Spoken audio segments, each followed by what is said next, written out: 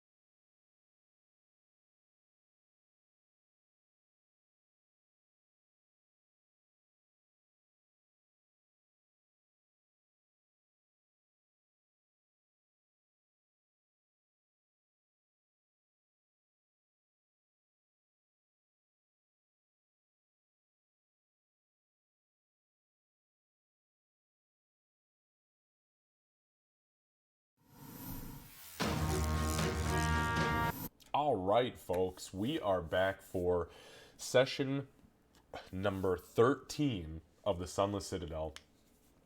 This we after we finished last time, which went almost a full hour over our regular gameplay time, which was awesome.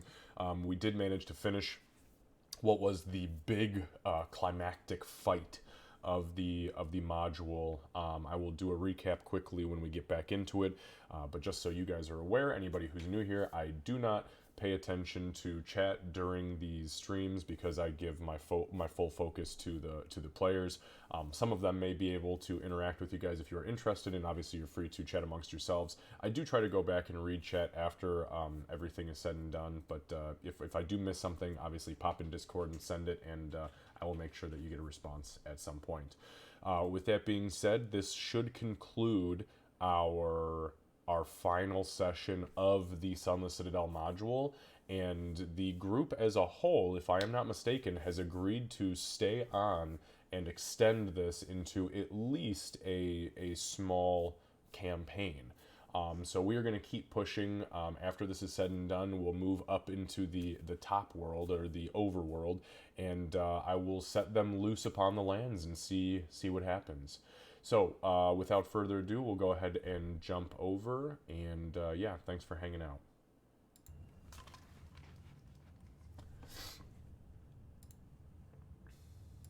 Okay, guys, so quick recap from last time. So, you guys started off last session by trying to figure out how the hell to get yourselves into what was very clearly a locked room. After a couple of attempts, you finally decided that the door itself seemed like it was probably magical, at least the one that you were looking at. You moved down to a door a little bit further south of where you were, and you found, obviously there was a secondary door there. You went to kick that door open, and unfortunately you guys had made just enough noise during the interaction with the first door that you alerted a handful of goblins that were on the other side. The goblins tried their best to ambush you, but honestly they got pretty fucked up in the process, and did not manage to do a whole lot to you guys. However, they did call for reinforcements, and with that, some twig blights began to creep and crawl out of the undergrowth of the Twilight Grov to assault you. Once the combat had concluded, or so you thought, you began to move through these nasty thickets and briars in this huge cave with these luminescent fungi, this purple fungi that was casting this really sickly light down upon all of you, making it look almost like things were moving in the underbrush. And to be quite honest, things were moving in the underbrush, because as Rhea and Doc had begun to move forward into the grove, a handful of twig blights animated out of the brambles and began to assault you. You guys quickly retreated back into the room where you were, and you did make short work of another 5 or 6 of these twig blights before putting them down. After that, you guys began to move forward. Rhea said fuck this and started to bolt ahead of the group to kind of take a look and see what was going on, because this had to be the place. And sure shit, Rhea was right. Everybody began to move, and you guys found yourself face to face with the man of the hour, Bellic, the druid outcast. You also found him with a couple of twig blights, a man who seemed to be of some sort of noble status, bearing a shield with the holy symbol of Palor on it, and carrying a long sword that appeared to be made out of some sort of crystalline structure. Along with them was a human female, who matched the description of the mayor's son, Mayor Vunor's daughter, that was named Sharwin. After a very brief conversation regarding what you guys were doing here, and that you didn't quite understand what he was trying to do, he decided that it was time for you to become part of his little collective here, his little mini grove. And with that, he began to conjure an entangle spell, and combat broke out. Combat was pretty fierce for the most part, I believe, with Sir Bradford being shot in the throat not once but twice by the same person. And not really getting to do much except shattering Ree's shield, which was pretty metal. That was pretty dope. Yeah, Speaking of metal, he also had heat metal cast on him. he did have a heat metal Yeah, cast did. on him. Yeah, that poor guy. He really did not. He was not having a good time. But you did make short work of the druid. When the druid went down, finally, a massive frog leapt out from the boughs of this gnarly, twisted, almost slightly moving tree. That was the focal point of this Twilight Grove, and it very quickly ate Ree, or tried to eat Ree. Thankfully, everybody managed. Oh, it did. Oh, it did. It ate her pretty bad. Yeah. Thankfully, everybody managed to pull together just in time for Meepo and Doc to get slept by Sharwin before Bofer, in a very almost hyper cinematic moment, moving very slowly as Ray of Frost after Ray of Frost was being pumped into him. The two seemingly knowing each other, Sharwin seemingly unable to control what she was doing, and Bofer refusing to lift a finger against her. Finally, Bofer had gotten to the point where he was very close to dropping, and thankfully Ree was brought back from the brink of the frog's belly and knocked the wizard woman unconscious. That is where our battle ended. We will be picking up today literally as the strike has come down on Sharwin. She has collapsed to the ground. Sleep does not wear off. It is not a concentration spell, so that is something that will continue until that situation is rectified, either by you or through time. And that is that. There are multiple corpses on the ground, a corpse of the man with the sword and the druid itself, as well as the frog, a couple of twig blights, and this massive tree is still here and moving ever so slightly in a non-breezed area, a non-windy area. It's almost like it has some form of sentience. Real quick, as far as XP is concerned. So, last game, you guys earned a lot of fucking XP because that was a lot of combat. So, you guys... So, for the goblin fight, everybody earned 40 experience. For the twig blights, all of them collectively, you guys earned an additional 50. For the final fight, the actual big fight, everybody earned 100. And for the, what I am calling quote-unquote quest completion / roleplay, you guys earned an additional 600. That brings everybody's ending total to 2,477 experience points. Almost there. Very, very close. On that note, the session 13, which is what we're playing today, is picking up at that 2477.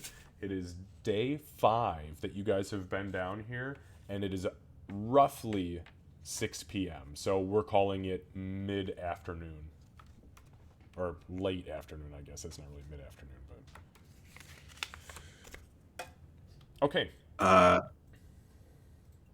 So first and foremost, Ree would like to separate the woman from her book as best she can. I think you mentioned that it was chained to her wrist.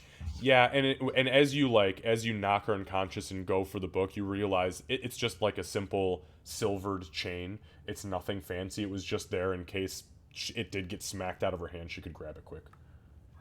All right. Well, Ree's still just gonna smash it with her Morning Star, the chain, and then just kind of like kick the book off to the side.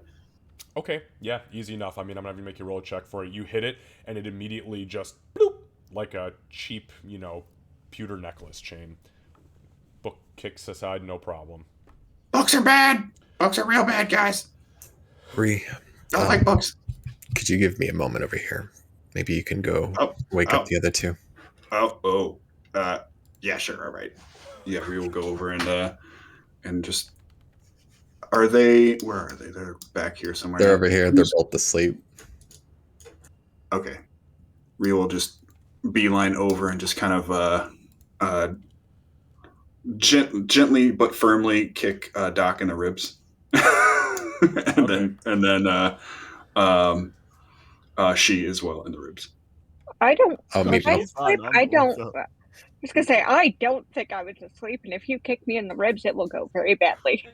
You weren't asleep. It was me and Lucy.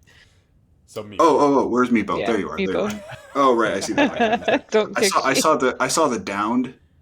Wait, Mm. what's Oh, the yeah? arrow What thing, is she's So- condition? Is so- she? The one with the arrows So is yeah, my. that's her hunter's thing, her hunter's specialty thing, and then the Oh, other hunter's- one is because yeah, she's okay. very, very sick. Okay. Yeah, then. Um, Well, in that case, I won't kick Meepo in the ribs because I might kill him. so, she'll just kind of nudge him with her foot. Okay, yeah, Okay, and it's easy enough. As you shake Doc over the course of just a few seconds, she literally, her eyes kind of blink open, and you go over to Meepo and you kind of give him a couple vicious shakes on the shoulder, and over the course of a couple of seconds, it's really easy to break him out of his sleep. Doc wakes up saying, "Don't eat the yellow snow." Well, that was awkward.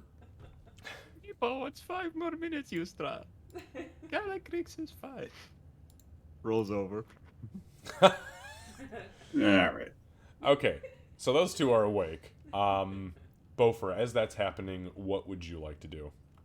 I'm gonna crouch down and see exactly, like, she's knocked out at the moment. Yes.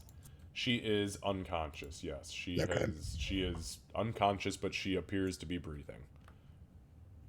I'm gonna check her hands, Okay. like to see if the ring or both of them are on there. To see if what is on there? Did you say? The rings, the one with the there. The signet rings. I gotcha. Give me 1 second here.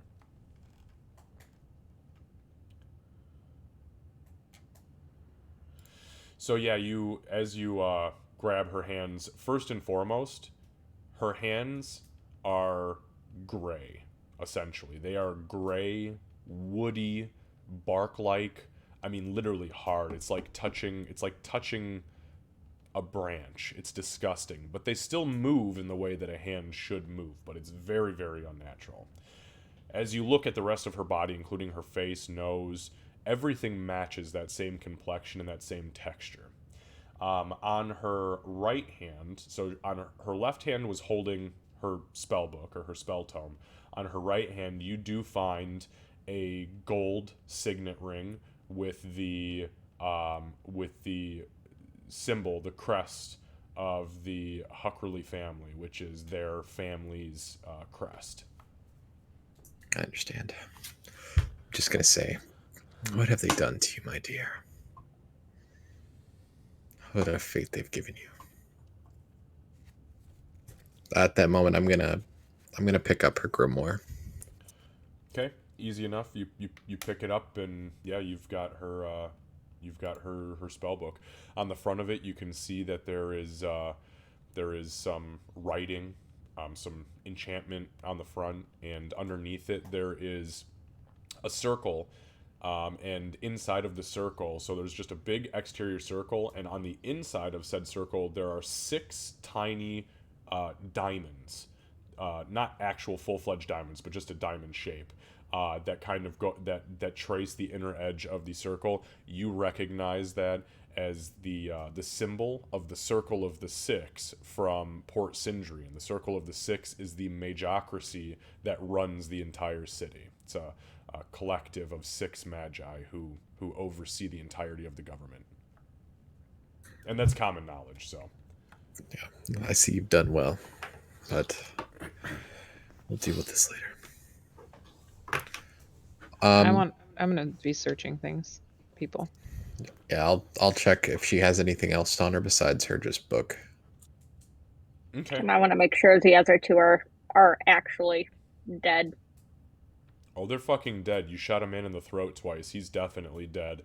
And the frog has been cut asunder pretty gnarly, and the druid's skull has been all but crushed into the point where you can see like brain matter. So yeah, they're pretty fucking dead. Ain't no illusion making that happen. As far as what you find on them, so Hey guys, real quick, was I in that frog? You were. I got you out. It's all good. What the hell happened, man? What the Well, hell's going on down here? it ate you. It Everything gobbled went you up. dark, and then suddenly I was in a warm, acidic place. I felt like being inside my mother. Oy. You know, I've actually heard a phenomenon where people remember that. I'd like to talk more about that later with you. Oh yeah, no, I remember it clear as day. I wonder if it has to do with being a goblin. Quick question out of character. What is a wizard's spellbook called? Depends on who the wizard is. It could be a grimoire, a tome, a book.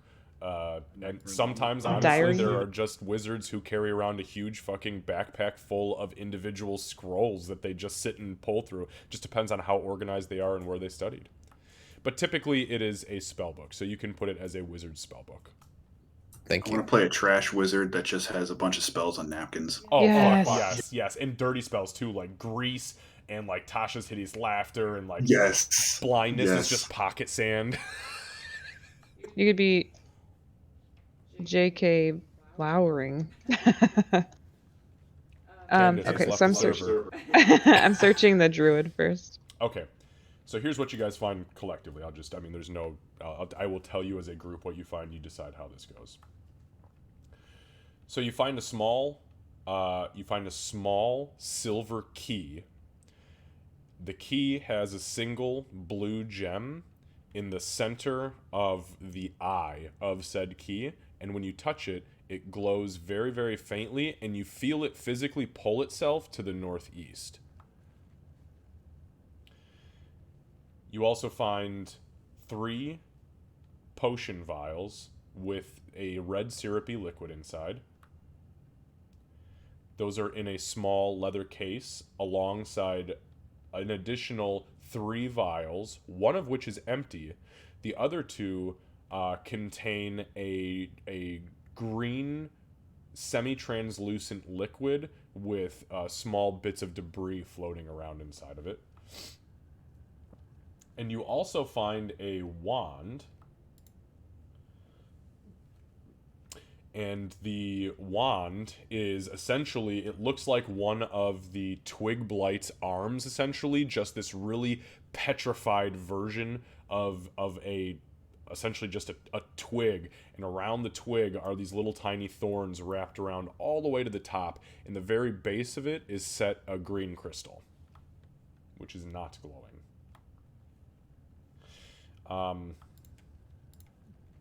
That's what you find on him.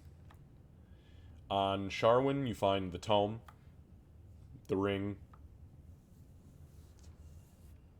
and honestly, that's all you find on her besides her robes. Give me one moment. Definitely interested what that paladin dude had on him. Yeah, that's where I'm going next because he had stuff. So on him, you find a full suit of chainmail. Very nice chainmail, though it has been dirtied and sundered a little bit. He does have a large steel shield that is emblazoned with the holy symbol of Palor on the front. He has a cloak. On the back of his cloak is the heraldry of Port Weirlin, and underneath that is so there's the heraldry of Port Weirlin, which is essentially just a holy symbol of Palor that is surrounded by, on the top, is surrounded by a golden crown. And then below that, there is an open, gauntleted golden palm, which, Boo Boo, give me a history check. I'm sorry, it's not golden, it's silvered. 8. Okay, yeah, you're not entirely sure right off the bat. On him, you also find, yes, the longsword. So the longsword itself appears to be a standard pommel, grip, and crossguard. So the hilt structure is pretty standard for a longsword. However, where the blade would normally tie into the length of said crossguard piece and the hilt as a whole. There is a small glowing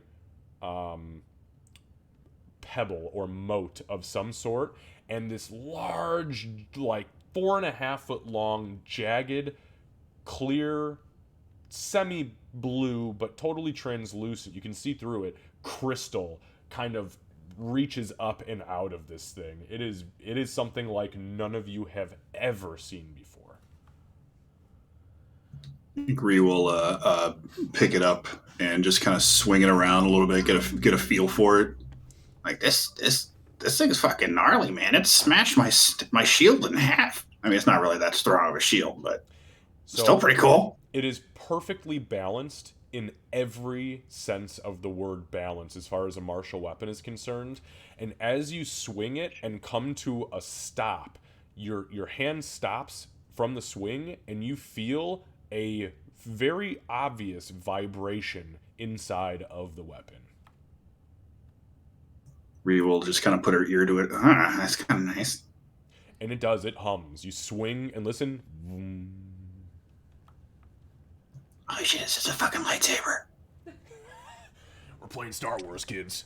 Am I a That would Jedi be a now? copyright infringement. Yeah. It's a psionic spirit blade. Laser sword. Generic laser sword. Fuck yeah. Radiant damage. So I guess Ree will. We probably need to show some evidence that this guy was down here, right? And then maybe. I'm gonna take his cloak. Without turning around, Gopher's going to say, take his head. Whoa! No, I'm not doing that. Really? Yeah, I'll I'm take not his doing cloak. that. That's some gnarly shit, man. You all right over there? Look what he did to my friend. Was We're it not him? talking about the No, druid. no, We're talking about the paladin, man. Oh, paladin dude. Yeah. oh, Yeah, no, I'll be happy to take that druid's head, absolutely. But I thought this dude was your friend. no. Take the druid's head. There's not much left of it. There's but- 2 he's over here. You may want to clarify before people start chopping. I look over at she. She lowers her hand from her blade. Straight face.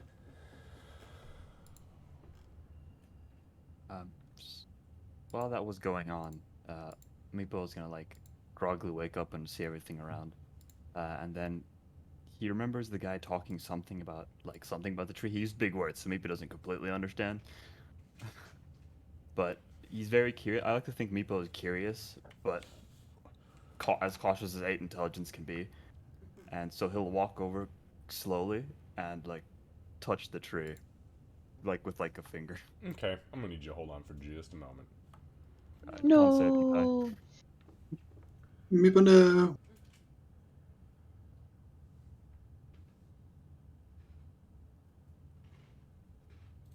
All right, give me a Constitution saving throw, please. Oh shit! Actually, okay. Oh, this is the nastiest tree you'll ever meet in D&D. Natural 20. Nat 20. Okay. Okay. So Meepo. I feel like that's a good time to have an at 20. Yeah. That honestly, this could have been very bad. So Meepo, you touch the tree, and as you even start to approach it, you realize that the boughs of the tree and the branches that are reaching upward like this twisted, gnarly claw trying to get out from under this grove begin to almost twist and bend to look as if they are looking down at you, almost as curious of you as you are of it. You reach out and you put a single finger on the tree, and as you do so, you immediately see the tree's bark, which is twisted and petrified and black and gray. It ripples ever so slightly, and you see a single drop of your own blood get pulled from your flesh, and the tree absorbs it. You take 1 point of damage, of piercing damage, and you resist as the tree almost calls you into it. And you feel it. It wants you. It wants more of what it just tasted. But you pull your finger away with enough gusto to say, "Not today, tree." Are any of us seeing this? No. Nope, After we're all that busy. freak out, Meepo will. I'm playing with the back up. sword. Meepo will back up, and with his last nice spell slot, I'm gonna cast a fiery chromatic orb at it. Go ahead. Okay, perfect. Go ahead and give me an attack roll. Alright. Did you say fiery? Yes, he fire. did. It is fire. All right, go ahead and roll some damage.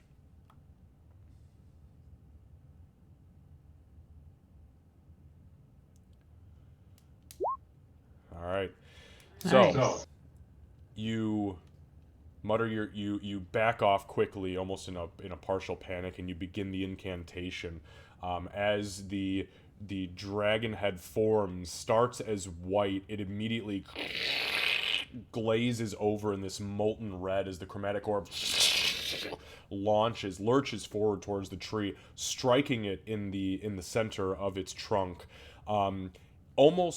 Almost reflectively, the entirety of the tree engulfs in flame as it is vulnerable to fire and did not have a whole lot of hit points left.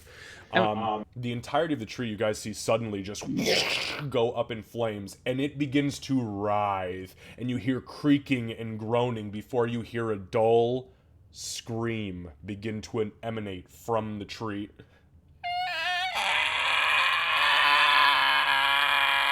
I need everyone to roll a wisdom saving throw. I'm kind of glad that I think there was some kind of noise Oh my cancellation that God. happened there at the perfect time. Yeah, no. Did So you said just roll? Constitution save? No, Wisdom. wisdom saving throw. Jeez, Lucy. I think, did you find some Nigerian hacker at that mall to, like, tweak roll 20? Oh for you? no. I'm in Oh, South Africa no. now. I don't know. Oh, yeah.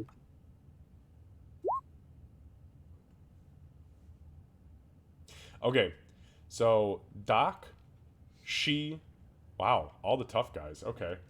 Doc, She, and Ree, you hear this scream, and you immediately black out. You completely lose control of yourselves.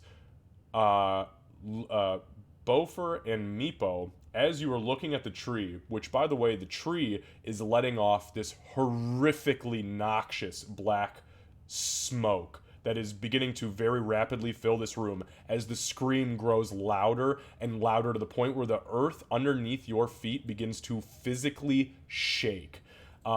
You look around, Doc, She, and Ree are fucking gone.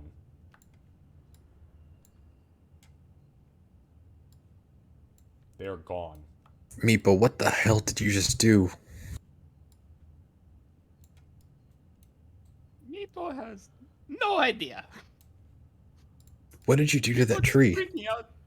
Meepo's like freaking out heavily. The tree tried to take Meepo blood. Meepo set it on fire. Again. Meepo running away now. Goodbye. Where is everybody else? Oh, everybody. It just takes off. Yeah. Gone. So the tree's still screaming. The tree is screaming. Meepo has bailed. As you look around, literally everybody has fucking just run. They lost control of themselves. It was hands down the scariest fucking sound they've ever heard emanate. The tree is still screaming, though as it catches more and more on fire, the scream does start to die out more and more. But the smoke in here is starting to get to a point where it's actually starting to cloud the light of the fungi in the room that was giving it its natural light. You also realize that all of the shit that was being collected has been dropped before it was actually stowed away and is just sprawled out on the fucking ground. What do you do, Bofer? You got like seconds to choose. Oh no. I dropped my sword. That's my bad. Yeah, because you said you were playing with it, right? Yeah. Yeah. If you were holding it, boo, fuck that. I'm out of here. Somebody grab my sword, I'm out. I'm sorry, Ree. I'm gonna take Sharwin. You hoist up Sharwin? Yeah. Okay. Now with her, you are like so fucking encumbered it's not even funny because you're regularly encumbered and you just picked up a woman who's we'll say 120 pounds. Can I drag her? You can drag her, but you're still I mean, you're still heavily encumbered. So you are moving at a quarter speed right now, and the room is very quickly filling up with black smoke. What do you want to do, Bofer? I can't believe I'm going to do this. I'm going to take her ring Okay. and then get everyone else's stuff that they dropped. Okay. Understood. So you grab up the loot that was dropped, which includes, you know, the wand and the just the different knickknacks and shit. Actually, that reminds me. Did anybody take the chainmail off this guy or the shield or anything, or no? Just for clarification's sake. No, I wouldn't No. have grabbed that. Okay, you just had the key and the wand. Yeah, I grabbed the small stuff, the potion vial, anything small that can go in a backpack. I grabbed, but armor, shield, I did not. Okay, Yeah, so I picked We'll that say stuff since up. it wasn't specifically noted that you were you were in the middle of investigating it. This was all happening at the same time, right? So Yeah. Okay. Okay, so you grab all of that shit, you grab the sword, and you begin to fucking bolt, right? Yes. Okay, perfect. Where are you going? I'll go ahead and let you just make your move on the map. Do you want me to add the potions to my stuff, or is he carrying it? No, he's carrying it. We'll, Okay, we'll thank let you. him just, hold on to it for just Okay. Shit, I don't even know where to fucking go. Not toward the tree. Which way did Meepo bolt? You have no We're gonna fucking bolt clue. that way. Yeah, he's running. He's the fuck out of here, man. Oh, Yep. he went up to the... Oh, hang on. Sorry, Meepo. Let me reveal that area for you. Meepo, you get up to this area and realize it's a fucking dead end. Shit.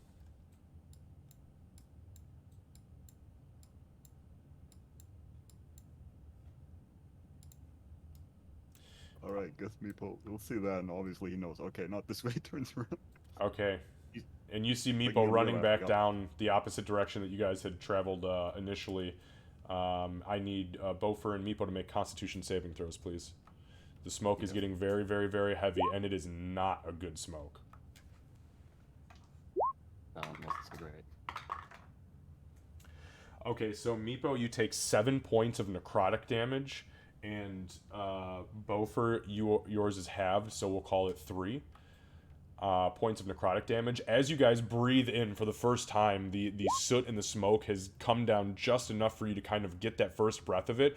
You feel your lungs literally deteriorating. Meepo, you cough and look down, and your white, beautiful, scaly hands are covered in blood that you just coughed out. All right, I'm gonna start running the way we came from. Understood. All right, so Bofer, you move it. You're at half speed, right? Yep. Okay, Meepo, what are you doing while he's running? Running. Okay, so everybody is running. Bofer, because you are so much slower, I'm gonna have you make one more Constitution saving throw. Meepo, you are small and way fucking faster, so I will say that you got out of there no problem as far as the brambles are concerned. Was that poison or no? No, it was necrotic. Understood. Necrotic. 13. And then just give me one moment here.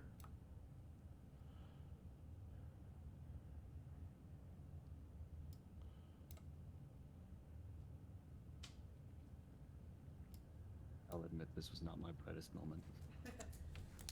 No, it needed to be done. It just needed to be done when we were ready. I mean, who would have guessed that would have happened? I did say I'd burn the tree down last week. You're not wrong about that. You did say Yes, you you were going to did. do that. I mean... Okay, so you rolled a 13. Give me 1 sec. Alright, so you take half of the 3 that I rolled, so we'll call it 1 point of necrotic before you actually get out of the smoke. By the time, Bofer, that you get back to what would be the... Yep, that room right there. I need you to, just go ahead and start rolling them. I need 12 Constitution saving throws, please. 12? Yes, this is for all the brambles that you just had to fucking run through, because you are not a small creature.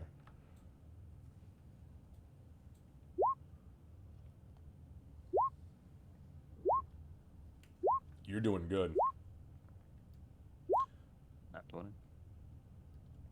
All right, that was all of them. So you succeeded all but 1, 2, 3 times. So you take 3 points of piercing damage from the I'm downed. brambles. Oh no, really? By 1 hit point. Oh really? So hang on, that would have been 1, 2, 3, 4, 5. So that would have been here. I'm taking control of your character, so just bear with me for just a moment. Just your memo. Understood. So you failed that last one. That would have been 10, 20, 30, 40, 50 feet. So 5, 10, 15, 20, 25, 30, 35, 40, 45, 50. So that's where you hit the ground. So Meepo, you go fucking Bolton. You get back into the main room. You're looking around. Smoke's not following you. You managed to dodge everything. Now, did that bring you just to 0, or was that down to -1? 0? Boo Boo, are you dying or are you unconscious? Did that bring you to exactly 0 or -1? That brought me to -1. -1. Okay. So. Well, would he have stopped moving after he hit 0 though? So should he have ever got to -1 if he's only taking 1 point at a time? I retroactively brought him back 50 feet because he wouldn't have been able to make those last 5 saves. Right, but if he got downed after the second point of damage, would he have taken the third? Well, that was my question. How many hit points did you have? 2 or 3? I had 2. Okay, so you're back. You're way the fuck back then. Oh, actually, no, you're not. Your second fail was actually right behind that. So you went down there at 0. Okay, there we go. So, anyways, Meepo, you get to where you're at, and you realize that after about 45, 50 seconds, Beaufort, you don't even hear him anymore. His slow. You still hear like the quiet, very, very quiet now, and faint like screech every once in a while from the damn tree, but Beaufort never came out. What do you do, Meepo? Okay, Meepo he'll at first he'll like look at the door like really tempted to continue going, and then he'll remember all the things like Beaufort did for him, like with the crystals with Calycrix when he gave him that, and so on, and he'll actually try and run back and look for him. Okay. So you immediately see fire burning up the brambles behind you very fucking quickly, and it is moving at a wildfire pace in these dry ass thickets, slowly but surely creeping towards you. But you do find Beaufort collapsed face down in a pile of brambles. What do you do? All right, I think first instinct Meepo will definitely try and, even knowing his strength, pick up Beaufort and try and go. Okay. What is your strength? -1. It's an 8. Oh, that's not great. Beaufort, what is your total weight right now? Actually, I will answer that question. I am 220 pounds, so currently at this moment I weigh about 300 pounds. 310. Yeah, so you have 89 pounds of weight on you. And I am 220. And you are 220. So, Meepo, you are horrifically encumbered. But I will allow you to... You can make a strength check. Okay, here's what I'll allow you to do. You have one of 2 options here. You can either pick his fat ass up and carry him out of here. Try to, mind you. And it's going to be really, really hard. But if you succeed, he will not take any bramble damage. You will in his stead. Or you can drag his fat ass out of here, not have to make as hard of a check, and he is very likely going to take bramble damage. Your choice. But the fire is moving faster than you can think right now. So I think he'll just try. He'll try and get him out because he already sees him thing. So I'll go for the harder check, but I'll use my inspiration on the roll. Oh, crafty little kobold with a trick up your sleeve. Okay, so go ahead and make a strength check, just a check, at advantage.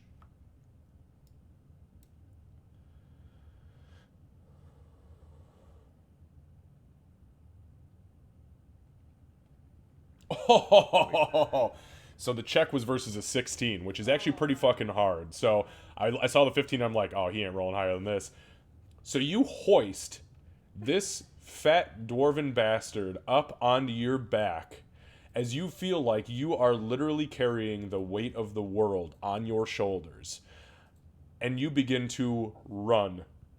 I take that back. You begin to move very slowly through the thickets, going north. So, give me 1 second. 1, 2, 3, 4, 5. So, by the time that you get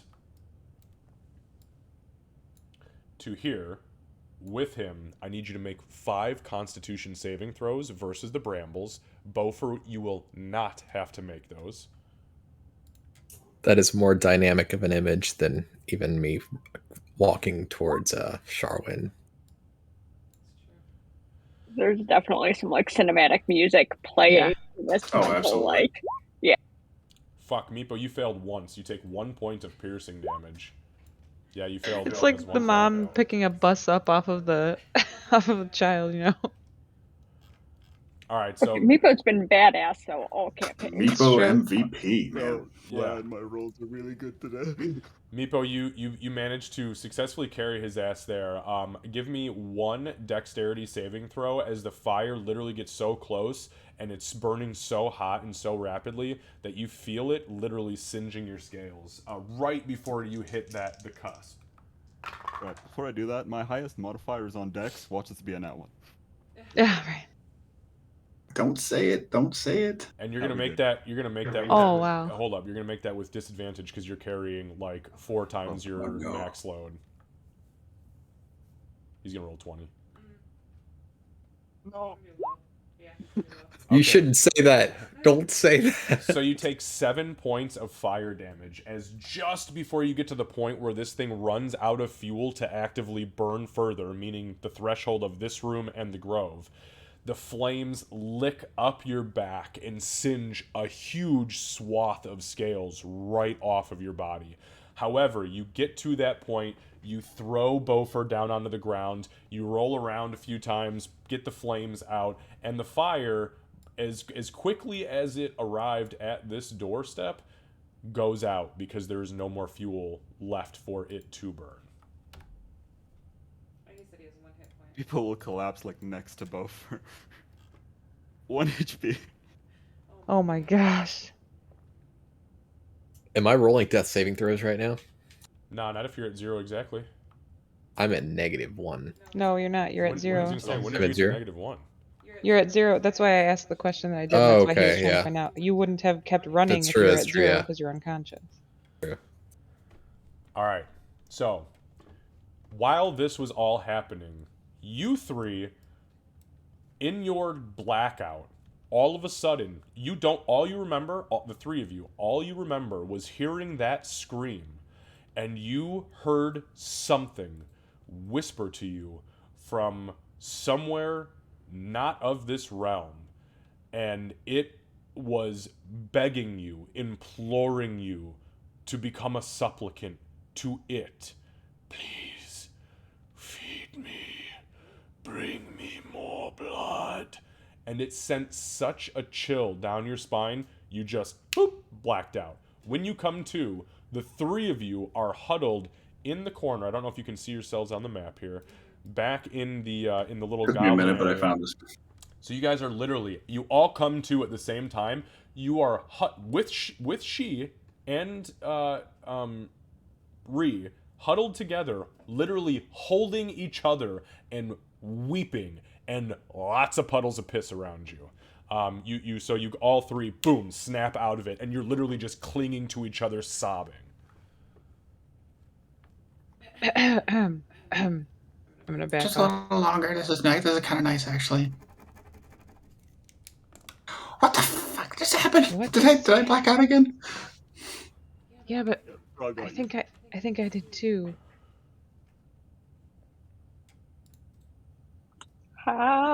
This is a good time for me to ask this. I think, how fevery do I feel? But I mean, it's What? only been 2 minutes since that fight ended, so same as Yeah, you did well, before. No. You're very sick. Okay, cool. Great, my son's doing this again. Lovely. She's just gonna.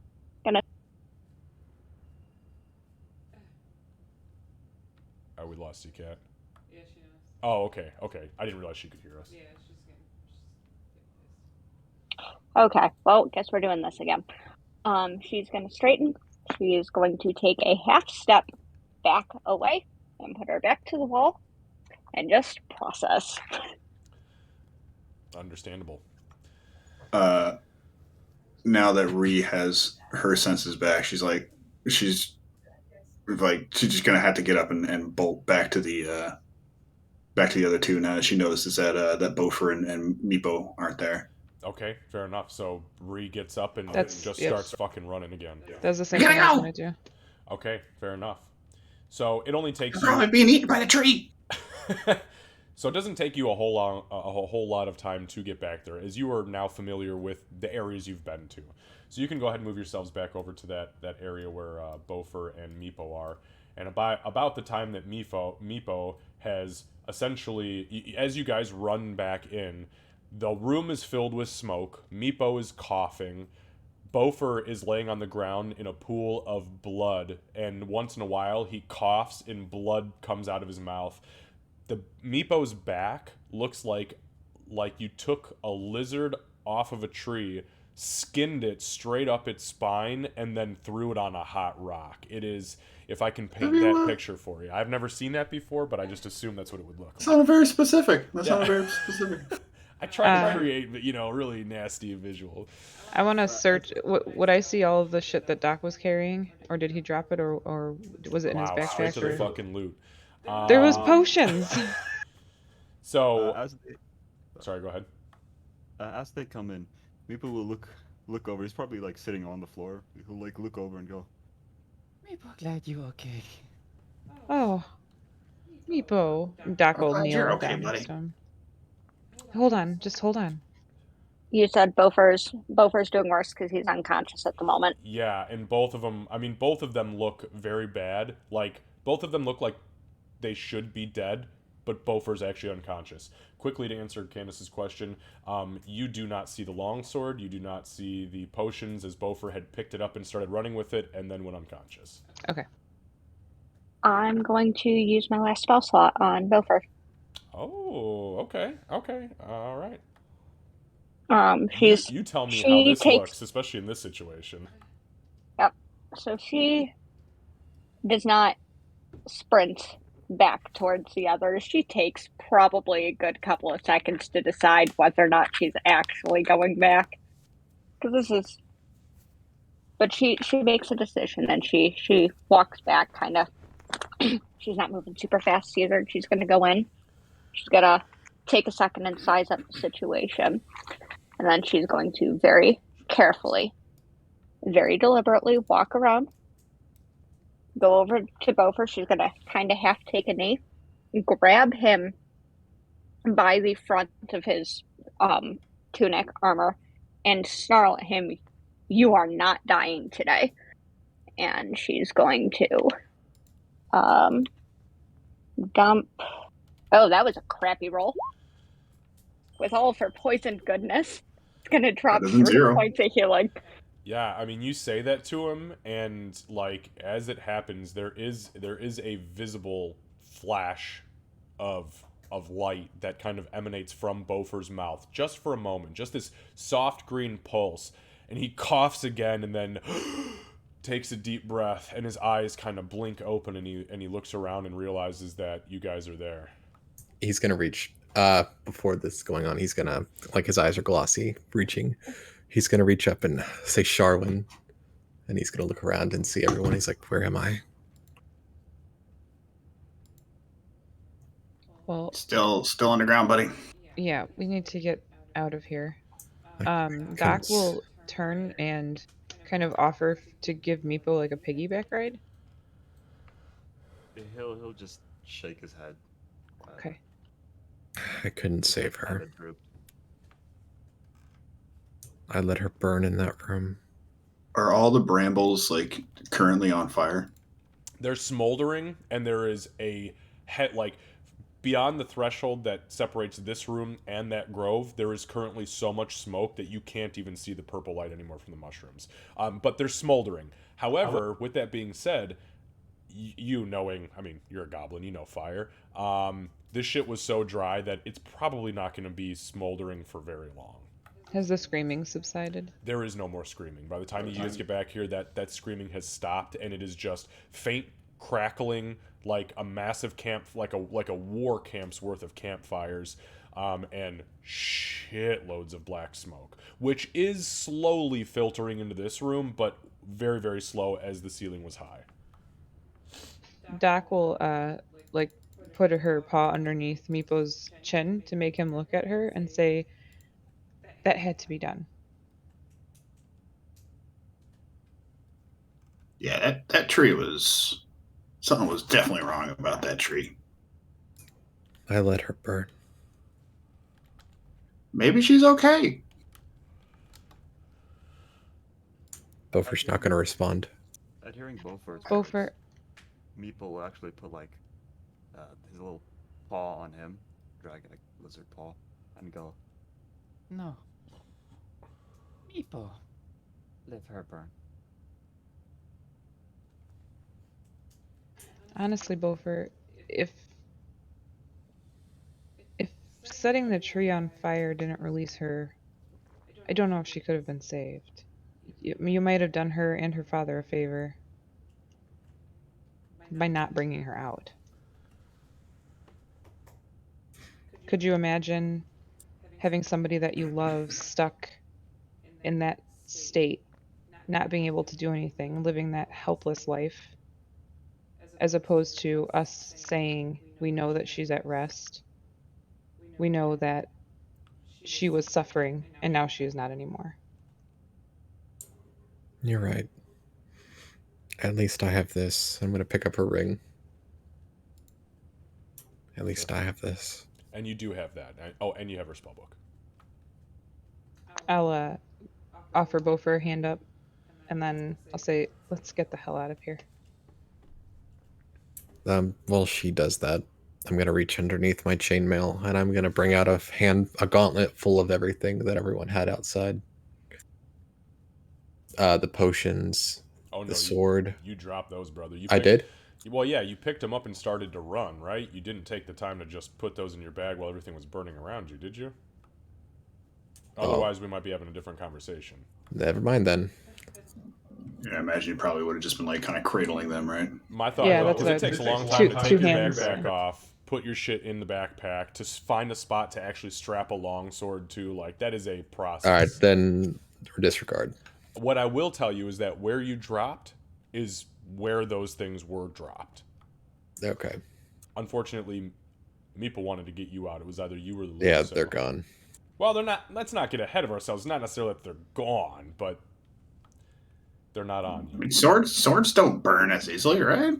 That is true. No, well, with things smoldering, swords take about 20 minutes to heat.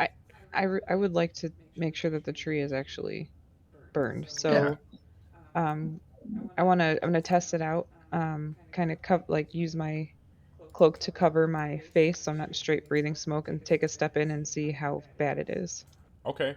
So you one step in is not, it's negligible. I mean, there's smoke in here for fucking sure. Like, you can't see shit. For the sake of brevity, I'm going to go slow, but I'm going to continue.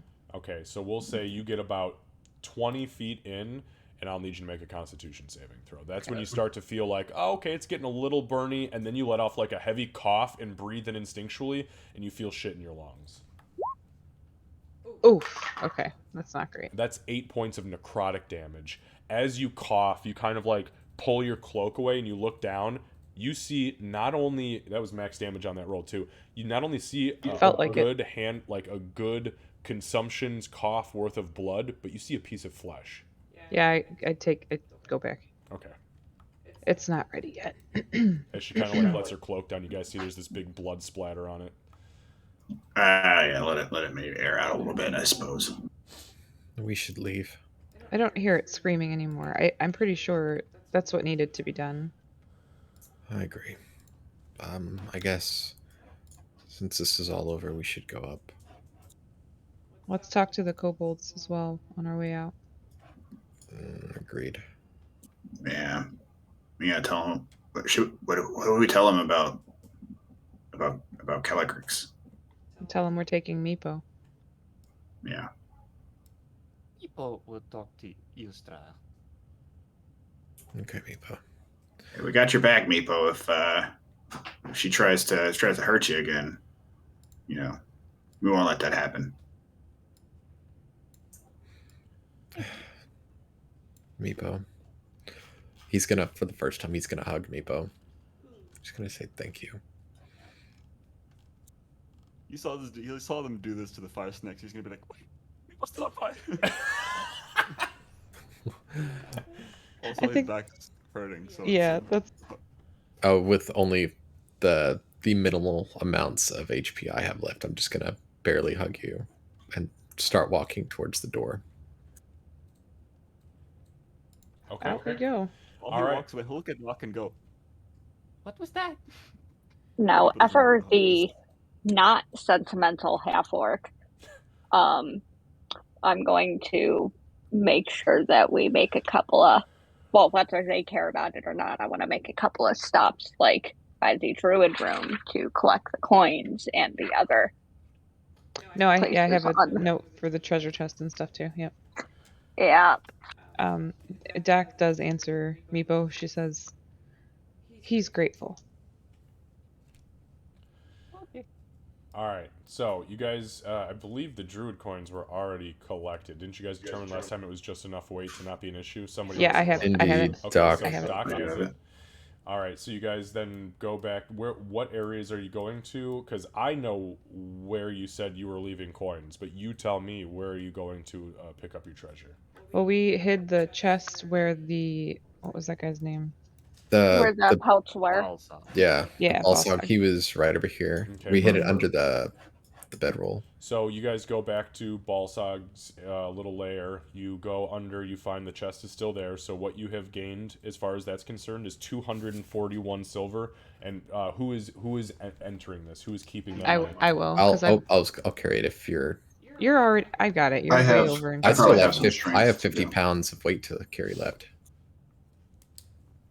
Well, whatever. That's fine. I'm only carrying 26 pounds right now. That's Oh, not then yeah, you go ahead. Yeah. Okay, so whoever it is, I just want to make sure it's only one person entering It's it and not me. multiple. So okay, I well, have you it. pick up 241 silver and 54 gold. And that's what was in that chest. You guys took Okay. all the other material shit before. We've also got the hobgoblin stash and the Golgrux stash. Yes. Yeah. I can probably take the hobgoblin stash there because I'm well underweight. I could take Goldgruck's stash if y'all want. Okay, so Sorry, go ahead. as we pass by Balsag's room, he'll point to like the way where we know the portal is and be like, "Should we check on that? Or we just going to leave?" It was Oh, I see if protected. it's still see Yeah. if it's still protected. You think? We can. Yeah, We let's can take a check look. it, I but think- we're definitely not going in there. No, definitely not. Can one of y'all remind me? Goldgruck stash. I don't think I have the whole number in here. Well, you guys haven't gone back up to that area yet. Oh, Yeah, we're okay. not there yet. That's up. Understood. Yeah. Okay, so I'm sorry. Meepo mentions the portal. Does anybody respond to that, or are you guys just worried about it? We did. We Oh, said did you? we're gonna check on it. Yeah. Okay. Yeah, just to make sure it's still sealed, I suppose. Okay. Yeah, so you guys, we'll say for the sake of brevity, you make your way back to that little area, and nothing has changed about its existence. It is still a little purple blob of energy that is being surrounded by this little glinting half sphere of translucent blue energy. I say we don't mess with it. Oh, I agree. Oh fuck no, hell no. Maybe the goblins know something about it that we don't. Yeah, I suppose the Oracle would know a lot more about this place. All the tree specifically, what that thing exactly was and why it was screaming at us. I'd If somebody set me on You- fire, you- I'd scream as well. To be fair. I'd only Well, be yeah, worried but I've about. seen trees burned before, and they don't scream usually. Didn't they want to Yes. come down here? What's left for them here? I think they wanted to do something with the grove. I think that was where they were able to like make potions and whatnot. I don't think they're gonna But be there's making nothing potions left down of there that anymore. grove now. Yeah. So the only way out is either through that portal or up. No, when Up. you burn earth and when you burn plant life, it actually makes soil more fertile. So if they do decide to come down here and they do decide to plant and create things, we actually just did them a favor because we started it anew. Yeah, they But should the, thank us. the soil down here is filled with blood. it was when the tree was here. It might change now. The Maybe. tree was consuming the blood. That's what Meepo learned. Have you never heard the saying, blood, blood, blood, blood makes the grass grow? Oh, sorry. Why is the sky blue? All right. Because God loves me for Jehovah. Where's she? Oh, she did. No. Afraid of it, have a half orc missing from the group. No, she's fallen behind. It's just I was Really listening far and not behind. moving myself. Oh, okay. So I guess we should probably go up, shouldn't we? Yeah, let's go. Let's go tell the Oracle the good-ish news. Yeah. How do y'all want to take care of? I'm gonna point at the dead body. How do you Oh, want that to take thing? care of that thing? Oh, fuck that guy, little rot. I mean, shouldn't we bring proof? Didn't she want his ears or like something of him? His head. Scalp. She wanted his head. Oh, Oh, doesn't Meepo have his ear? Or I think she. Or I think you. Scalp. You have his scalp. that'll do, I guess. Yeah, I really am not in the habit of chopping off heads. I don't really have anything sharp to do that with. That's guess the our one that sword. Isn't that the one that I had scalped and given to? Yeah, that's Meepo? what Meepo said. Yeah, Yeah. I feel like that should be enough. Yeah, it should be fine. Let's get the hell out of here. Plus, you have. Yes, he has a Morning please. Star, so. I agree. Let's go. Oh yeah, I got his morning star. That's good. He's not going to give that up willingly. Did he have an obvious cloak or something just for backup? Something distinctive there. I mean,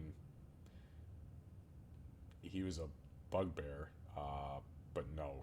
I He feel like didn't have anything Okay. that had his name embroidered in it. It's not like he wrote it on his pants or anything. You could tell. I usually write my underwear. I usually write my name in my I underwear. feel So like maybe. she's not You going know how to to say write? we're lying. Yeah, he has a bedazzled like gauntlet.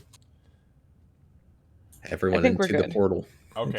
Into the circle. So you guys begin to ascend. Everybody, please give me an athletics check. Or, no. Yeah, it's going to be an athletics check to climb up. Climbing down is a little bit different, but going up, both for yours will be at disadvantage because of your excruciating weight.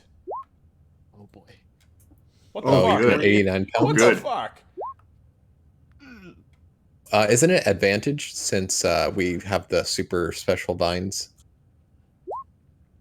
It was advantage going down, not. Yeah, Oh, going okay. down. Going up is a little bit different.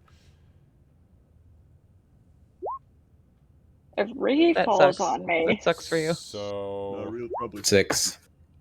yes. What the fuck is wrong with you guys? Apparently she's fine. You just jump up on these things and start going, no problem. Everybody else, you get about like 3, 4, 5, 6 feet up before you realize, like, what the fuck? What is this? And then you guys kind of like all backpedal down, and she is already halfway up this 90-foot shaft before you look down and go, what the fuck? It's been a really long week, guys. I'm coughing again. Feeling so good. How are we supposed to get up there? And the heavily sickened half orc will, in fact, look down and be like, "Are we not? You throw us down a rope or something? There's I'm sleepy, vines." but it's Some hard. of us coughed out part of our lung earlier. Oh, she's gonna give you the look. She's looking down at herself That was and looking at self-inflicted. you. Can you check if the goblins have orcs have some rope up there? Provide. Can I assist them? You can absolutely assist them by telling them to follow your exact path, as you had no problem finding the spots that made sense to climb up. With that being said, everybody can now roll with advantage except Bofer, who has to make a straight roll because you're so fucking heavily encumbered. Can I use guidance on myself? Sure. Alright, I'll take it a 15 instead of the 2. I'll take it. 17. Guys, these vines are really, really slippery. So it's a 16. Wow. I don't know what's wrong with these vines, 17. guys. They keep slipping and breaking. Ree, maybe take a second and think about the bunnies. Bunnies. I mean, fuzzy buttons. If Ree's still having trouble, I'm going to full out like climb down and like make a lash out of the rope and actually like try and brute force re-up those vines if I need to. Okay, give me 1 minute here. Lucy, why did you roll twice? Did you need to? You Advantage. said we had advantage. Oh, okay, that was your. Yeah. You know what? I see the -1, and I'm like, why are you rolling twice? No, doesn't make any that's sense. no. I rolled a, I gotcha. 19.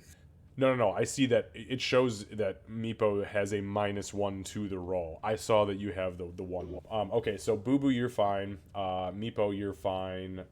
Candace, you do it no problem. You guys are all going up now. You're still thinking about that fucking voice that was telling you to like feed the tree blood and shit, and that was just not right. And before you realize like what the fuck, you're like, stretching, you're trying to get yourself a little bit limber, like feeling the weight, and she all of a sudden has like, what do you have, a fucking whip or something? What are you trying to lash Ree with? No, I'm trying. No. Well, you're a Bad slaver, choice so of I'm words. asking. Bad choice of words. No, I meant that is like using a rope to help actually assist, like lashing them together. I So it's like understand a my leash. choice of words. No, lash Goblin on a leash. leash. Goblin on a leash. Doesn't sound good either way when you're a slaver, by the way. I Okay, understand this. either way. Just as Uh, bad. Yeah. Yes, So rope assisting brute force. okay. Yes. So you have a rope, correct? I have a rope of mine. Yeah. Okay, so you pull your rope out, you tie off a couple knots in it, you throw it down to Ree, and you kind of like, what, you just like hoist the rest of it around your own waist since you know the path up? Yep. Okay, so you start climbing. Ree, go ahead and make another check with advantage. Another athletics check with advantage. Please don't embarrass me. There That's we better. fucking go. That was just the encouragement that Ree needed. I just imagine like failing that again and like seeing the rope drop in front of her. What the fuck am I supposed to do with this? You just lay down. You're like, that's it. I live here now. Yeah, this is my home. This is nice. I'll live with the other goblins. Yeah, right. Tell them to send food down because I can't obviously go up. Yeah. It's too far. I just give up. It's fine. I'll live with the purple tumors down here. All right. With that being said, eventually, over the course of what should have been 2 minutes and instead took about 23 minutes, you guys do manage to get yourselves up to and you're going to just scroll way up north. You guys managed to get yourselves up to the circular platform in the upper level of the Citadel. You exit the area, and before you are all of the goblins that were there before. Save for different faces, but there are shitloads of goblins all around you, and they kind of see you come up, and what do you guys do?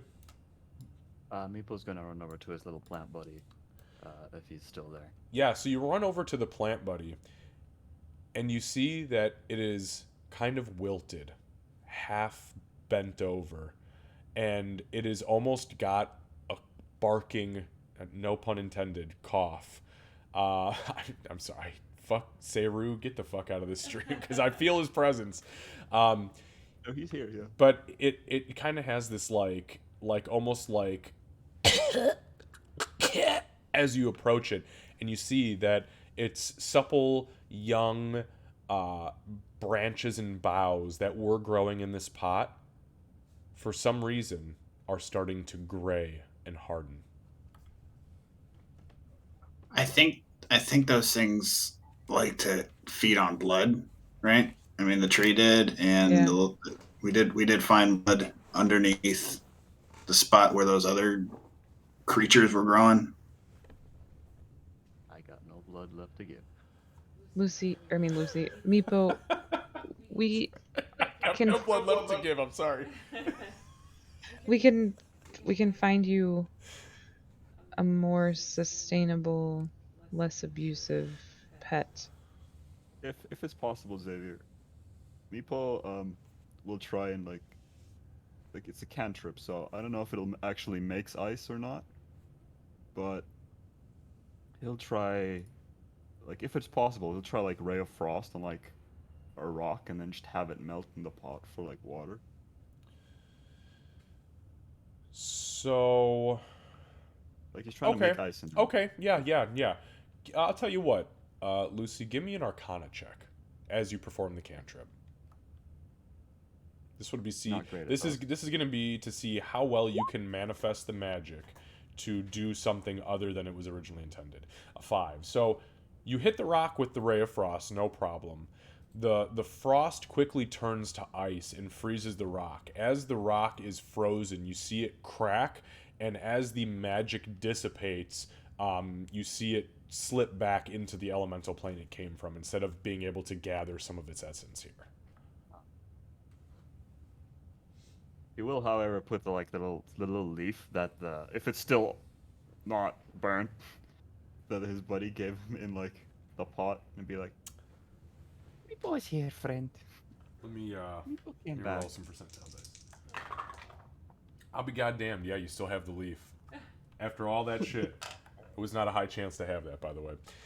Yeah, so you pull the small leaf out, and as you pull the leaf out, you realize that the leaf itself has also withered and turned to like a dark, dull brown in the course of, well, to be fair, you guys were down there for like almost a day and a half or something like that. So, but yeah, you put it back in there, and it kind of looks up at you, and it reaches out this little tiny, like, crusty, like, ashy looking claw, for lack of a better term, and it takes it, and it kind of like holds it close to its what would be its chest as it kind of and kind of leans back over and looks down into the soil beneath it. Yeah, so Meepo will be there by that thing. Okay. What is everybody else doing?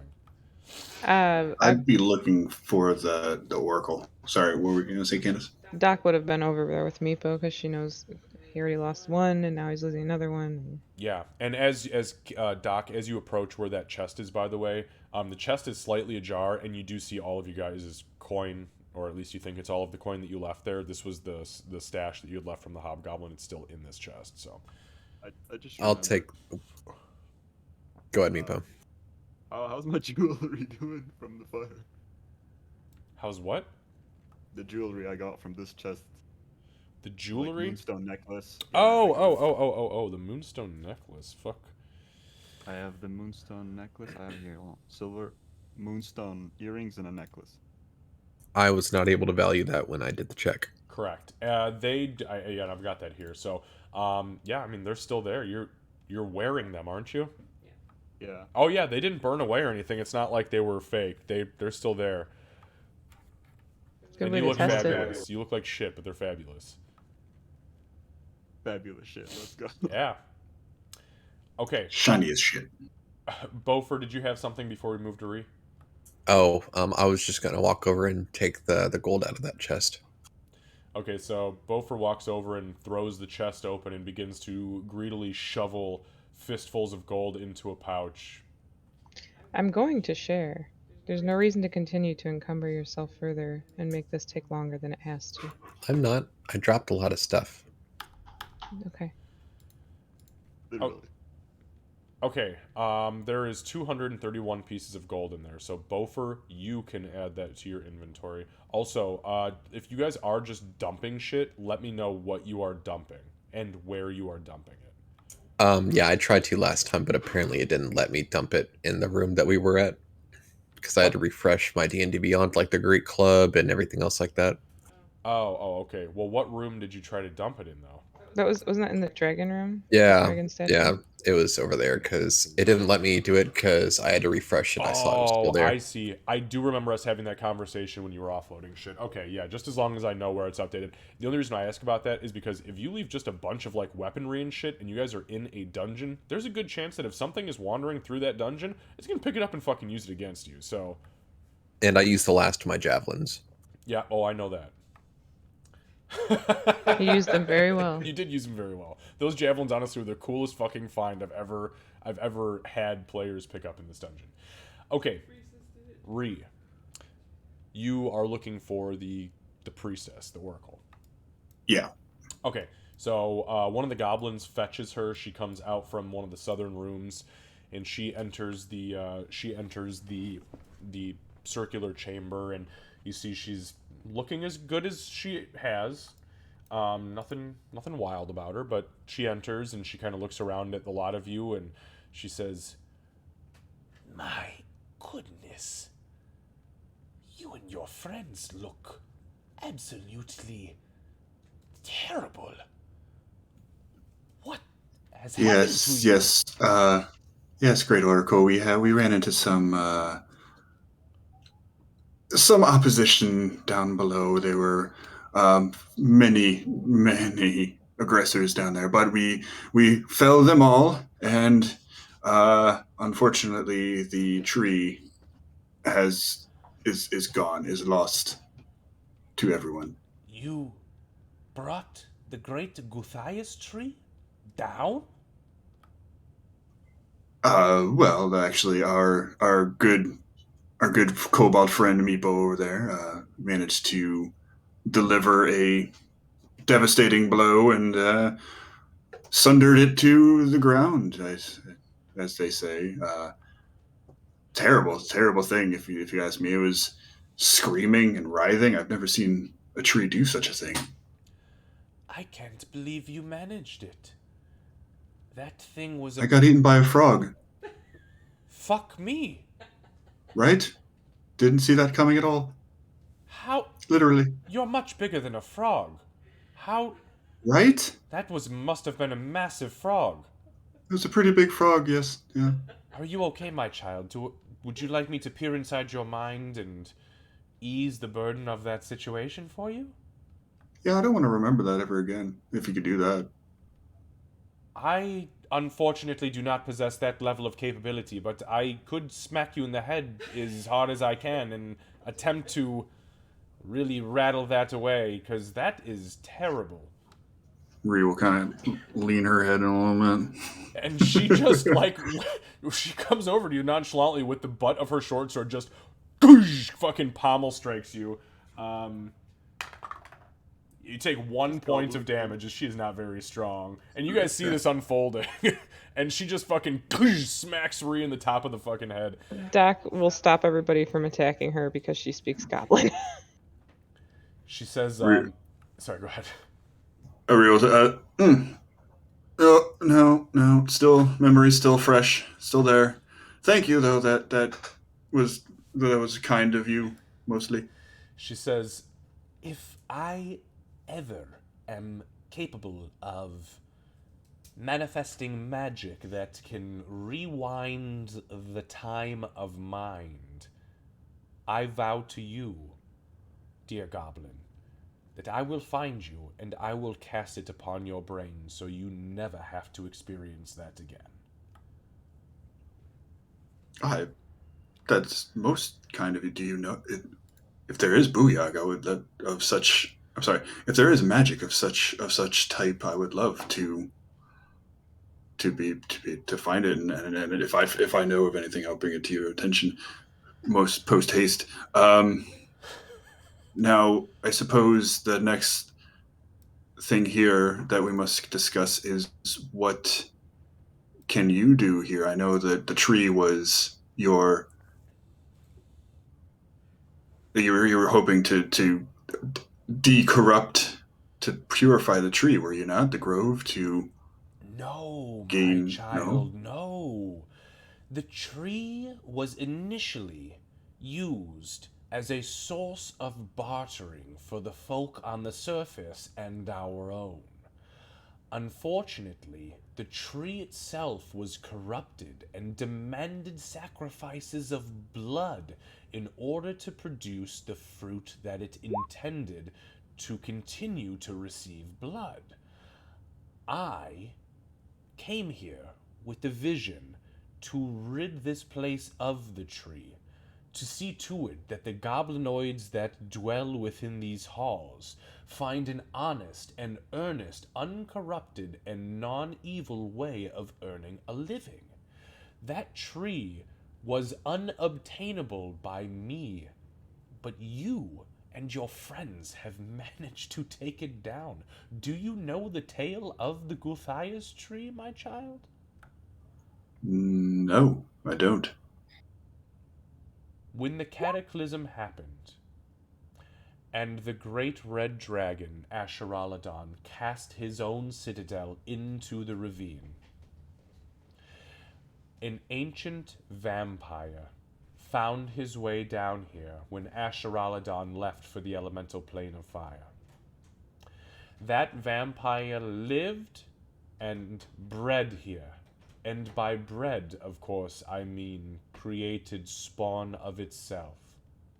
A great crusade from the paladins of the Silver Hand Order in Port Weirlin some time ago started their adventure down here to cleanse the entirety of the citadel of said vampire.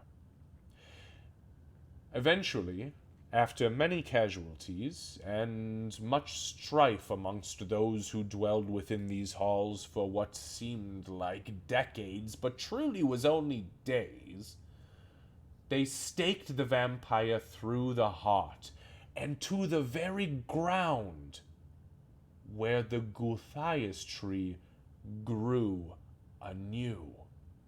Coming up from the stake of woe was the vampiric blood and corruption of that master vampire, and in doing so rooted itself deep within this temple of evil, creating the Gorthias tree, sending whispers out to the weak-minded creatures of the land, orcs, goblins, kobolds, creatures of that sort came to its calling, assuming it had something pleasant to offer, which it did, for a price. The price was blood. In life, the vampire demanded it, and in death, the Gorthias tree thrived on it. And you, my child, and your friends have rid this land completely from its existence, and I thank you. Well, fuck me. There was a vampire the whole time? Was I guess that many explains. moons ago. That's why everything that touches that tree, everything it thought of, wrought of, and needed, yearned for, had to do with blood. It corrupted the very souls it spoke to and demanded the most from them. When it supplicated creatures, when I saw the boy and the girl being taken away, I knew what was to happen. They were to become supplicants.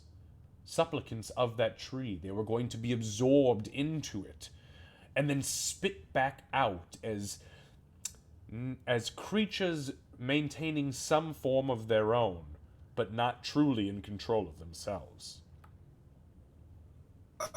Ree will kind of cast just a quick glance over her shoulder at Bofer and continue in Goblin. Is there any? Was there any cure that you know of? Unfortunately, my child, I had no time to study anybody who had been supplicated. I'm sure if I could get my hands on them, I could at least attempt it, but I can't make a promise, as that tree possessed very potent magical capability. It's probably for the best then. We did discover the young girl down there had been in fact supplicated, and we could not save her, unfortunately. It may be for the best, as unfortunately I have no clue what would have happened should she have survived. What I am thankful for is that you completed your task, that you rid that ground of the tree, of the stake of woe that held the vampire's essence in place, and you have allowed us, all of us, she kind of glances around to the other goblins in the room, the ability to live and thrive honestly in this place. Thank you. Truly, I mean that with all earnesty. From Maglubiet to your own god, to Moradin, to the hunters and whoever he, pointing at the Meepo, warships, if anybody, may follow. I speak on behalf of the collective of gods in this room, and I say thank you.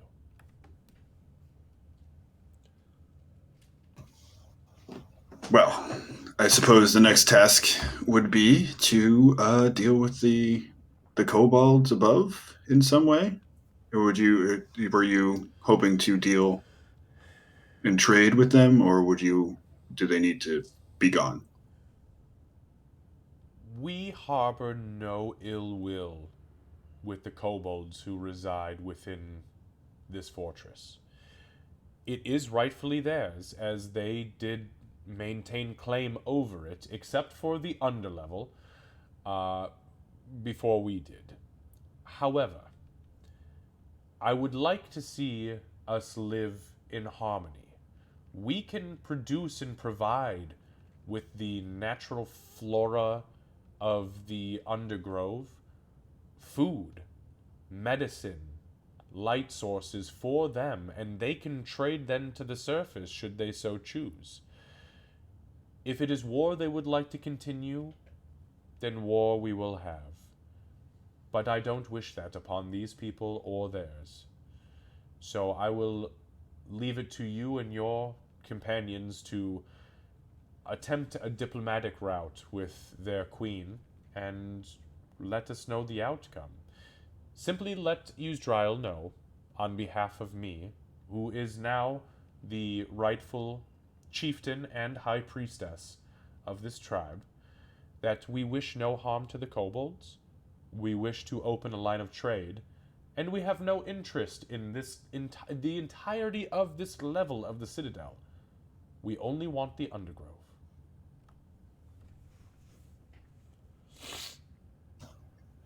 Well, from what we've heard of the queen from our other kobold friend, she seems relatively asinine. So we will try our best, but before we may try to engage in any kind of diplomacy, we would definitely need a rest, because we are literally smoldering. I see that. Please, you are more than welcome to the accommodations here. There is not much food for us to provide for you at this point, as we've eaten down our fair share of rations until we can get to the undergrove. However, see to it that your dwarven friend and the kobold come and see me at some point, because they will need tending to, and my memory is full as far as my magical capability is concerned. All right, we will turn over to Bofer. Hey, Bofer. She wants to go see you. She wants to. You're all fucked up. She should probably help you with that. Understood. You too, Meepo. Go see the lady. Okay. Also, I believe the word I'll you walk over. for is Yusdrael sounds like a bitch. Okay, so you guys both go She's a over big to old her. bitch. After Meepo started talking to her, I was going to say, if any of the goblins do want to go to the surface level, I do have work for them. Who do you say that to? The chieftain. She, or Oracle. yeah, so she kind of looks at you and she spits out in common. Oh, wait, what language did you say that to her in? I would just say it in common. Okay, yeah, so she turns to you and she says, None of my people want to move to the surface. It is not a pleasant place for them, unfortunately. People look down upon them. They treat them as second and sometimes even third-class citizens. We are not welcome in cities. What can you say or do for these people that can persuade me that they can prove useful and be accepted into society as a natural-born surface dweller? He's gonna I've wave his made hand an at alright. Ree, Yeah, and I've made he's an gonna alright say, place for myself there. But you are strong, Ree. You are very strong.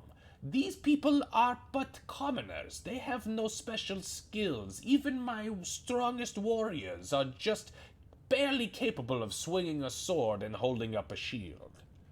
Can you make iron? They look at you. Do we look like dwarves?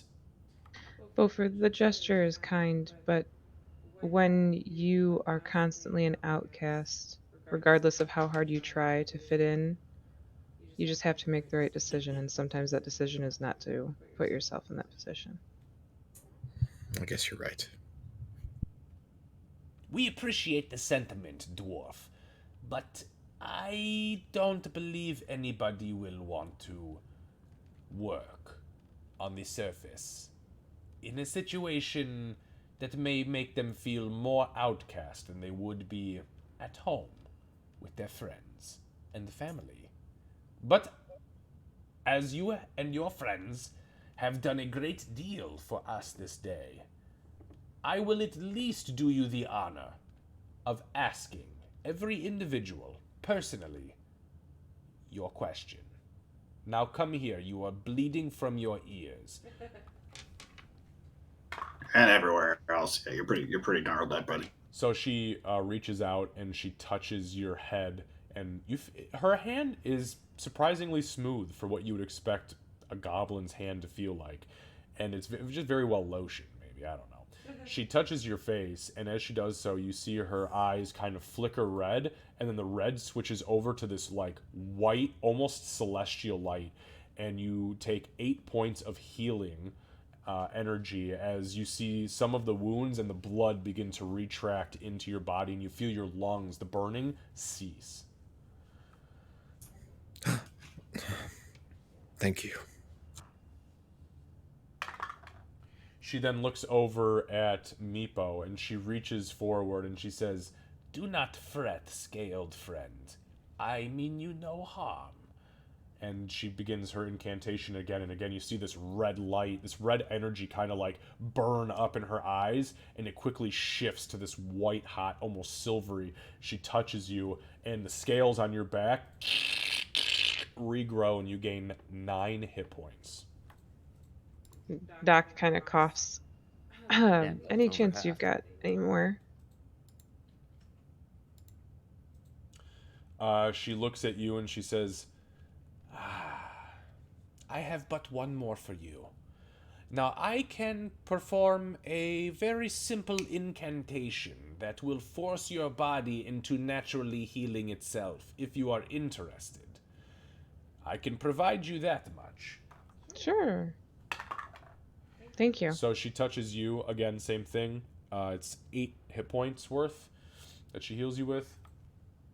And I'm sorry, Beaufort, I was wrong about that. It was actually 10 hit points she heals you for, not 8. She maxed on you. She then will touch each of you 3 times, and she will cast Close Wounds. Close Wounds is a cantrip that allows you to roll one of your hit die for free. It still uses the hit die, but it makes it happen on the spot. So for those of you who are wounded, if you want to, you roll your hit die up to 3 times and add your Constitution modifier, and the cantrip is essentially forcing your body to naturally, rapidly heal itself. It actually got me to full. Cool. Thank you very much. How does that work for me? Because I can't do natural healing. Oh, it's still at the magic. moment. It's still magic. She magically increases the regenerative rate of your own instinctual healing ability. If you are looking for healing, she'll touch you too. I didn't realize you were actually looking for it. So, what do you say well, that catches her attention? Sorry, out of No.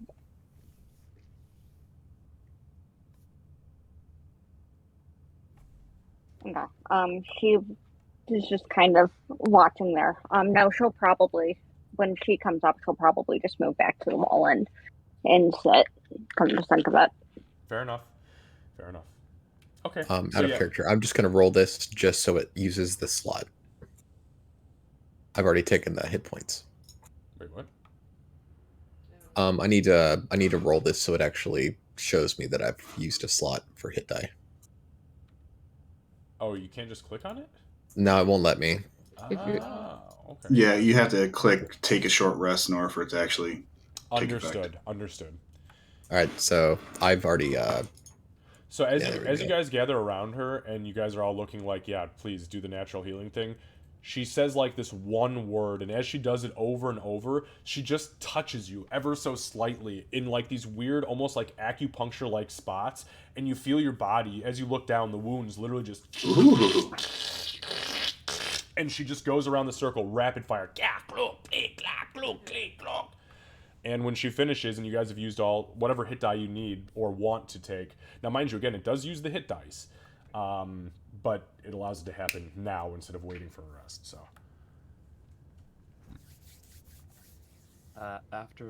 After that, Meepo will, while everyone's adjusting everything, Meepo will look at her and go,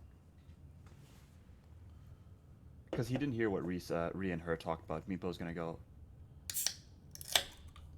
you are going to stay down, yes? We'll stay up here. That is our intention, dear kobold comrade. We want nothing with this level. There is nothing here for us. The people of this tribe are farmers, at best. We thrive on fertile land and creating poultices to cure wounds and to rid people of disease, providing food and finding intelligent ways of consuming water.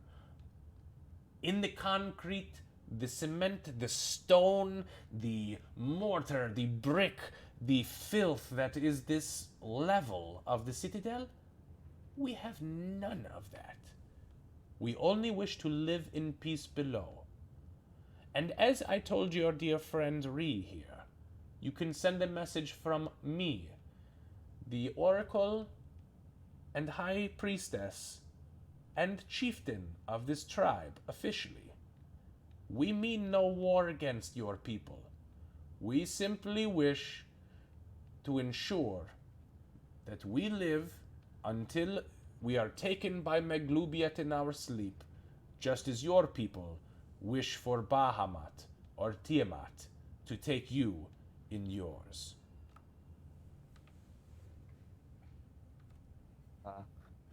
Okay, Meepo understand, but like he'll say that, but it's clear that obviously she used a lot of big words and names that he did not know. And however, he upon hearing like cure diseases and things, he's going to rush over to his little plant buddy and like bring him here and be like, "Do you know what? Can you help him?" That's a good question. Hang on, give me a second. She looks it over and she says, You have not heard the tale of the Gorthias tree, have you, my boy? What's a tree? Maybe it's best you speak with your friends before you move forward with that creature. All I will tell you is this.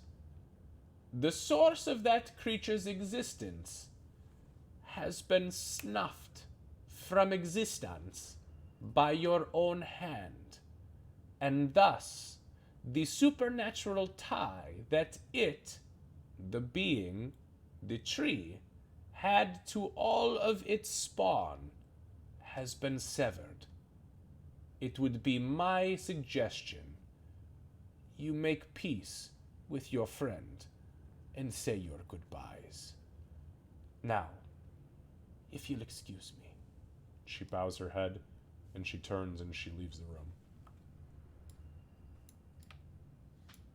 Meepo will just quietly go back to like the corner where he was.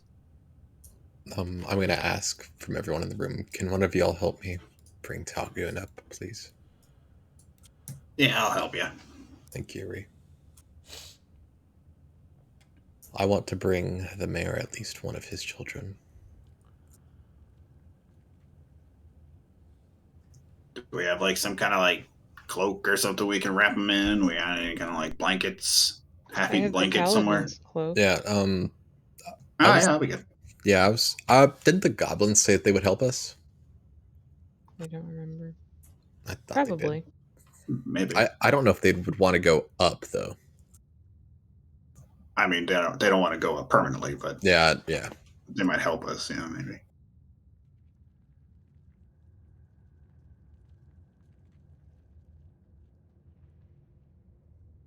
Okay, so next step is going to talk to Yzdril and then going back to the surface, yeah?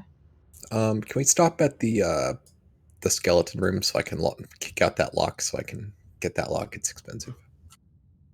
What? So this lock right here, if you zoom out, it's worth about 120 gold. I thought it was part of the door, wasn't it? He said I could punch it out if I could. Oh, nice. I remember had him found saying a lot that. of gold down here. I guess it depends on how long it's going to take. Because I remember that. I remember that.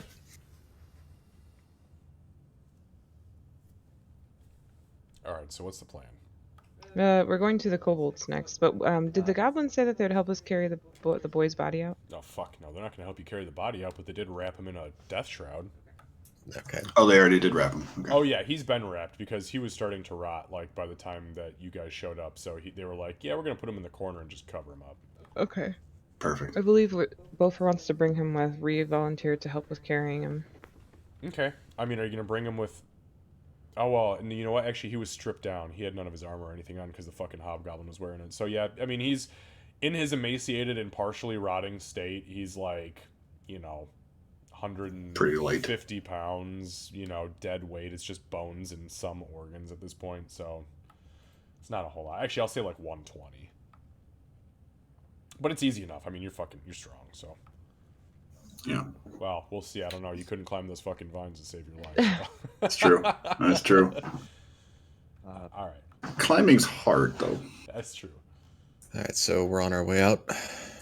Before that, just for the sake of brevity, I don't want to take up too much time, so I'm just gonna quickly go through it. While in the corner, Meepo is going to, he's gonna make peace with the plant, say his goodbyes. I don't think I have anything in my inventory I can add to it.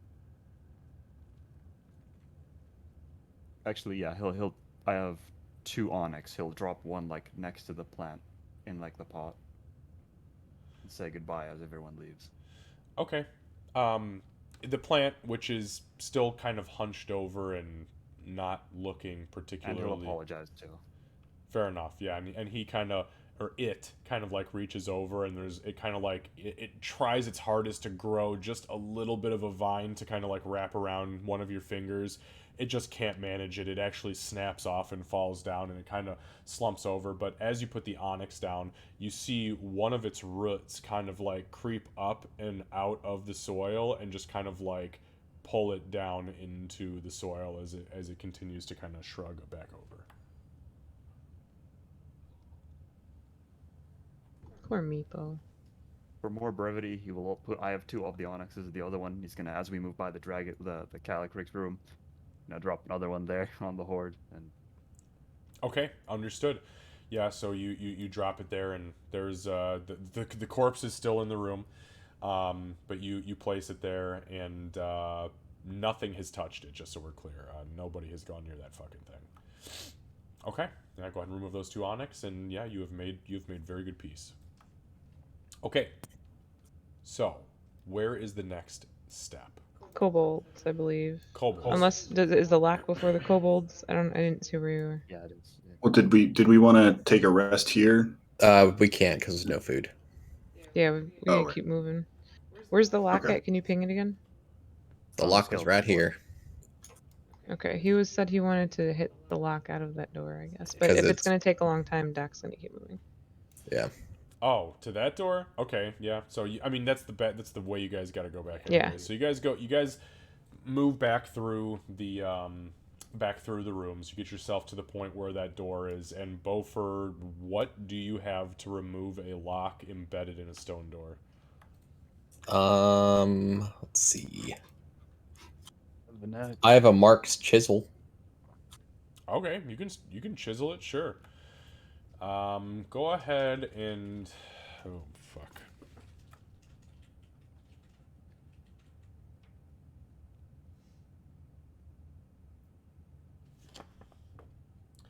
Just give me a strength check.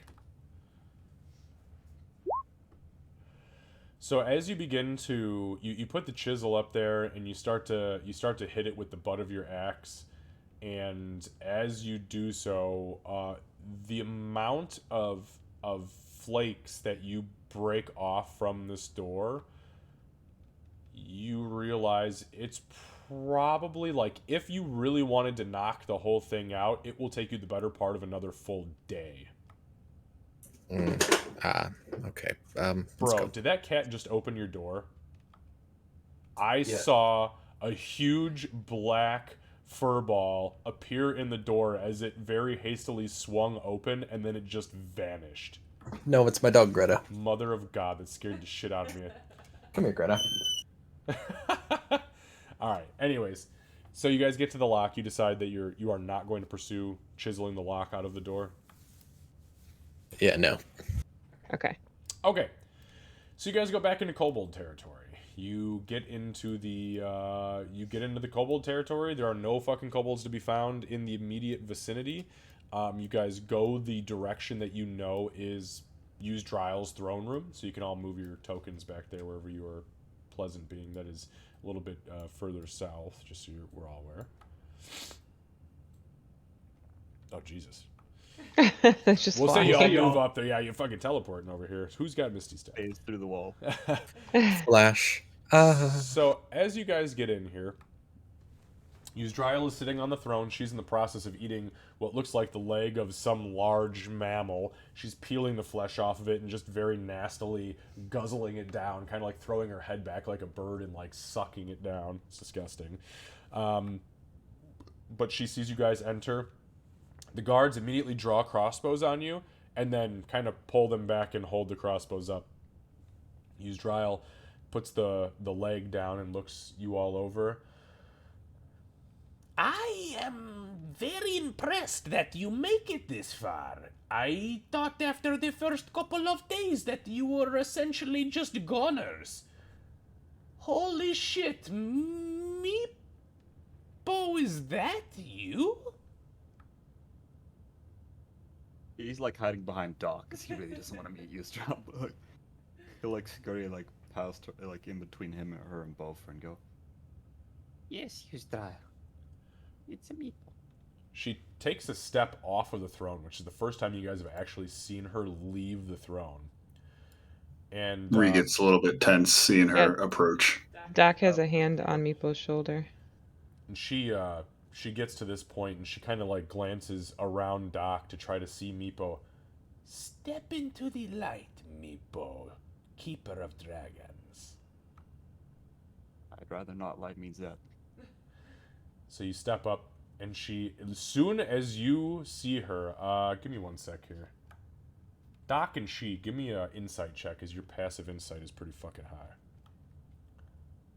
Meeple's Can I do mine too? shaken.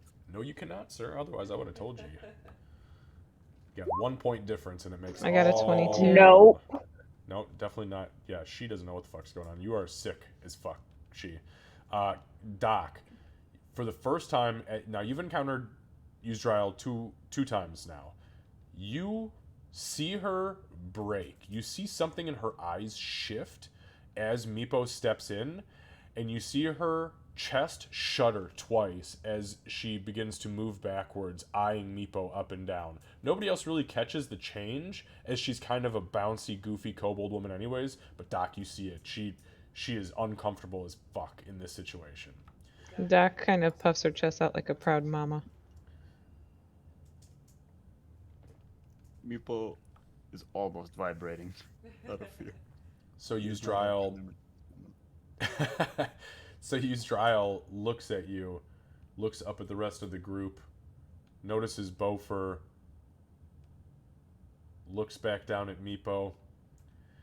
She begins an incantation, and it's not aggressive, but it's quiet and calm, and she finishes the incantation and the sigil in the air, and she puts her hands to her eyes, and there's a flash of purple arcane energy as she kind of rears back.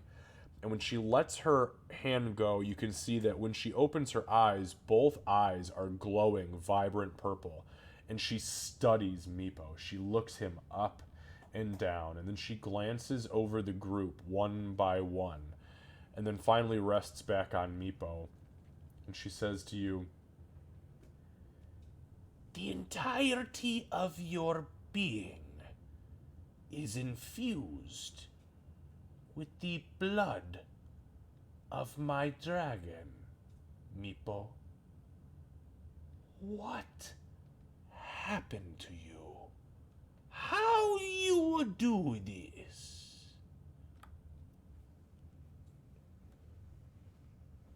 Maple is still kind of shaking, and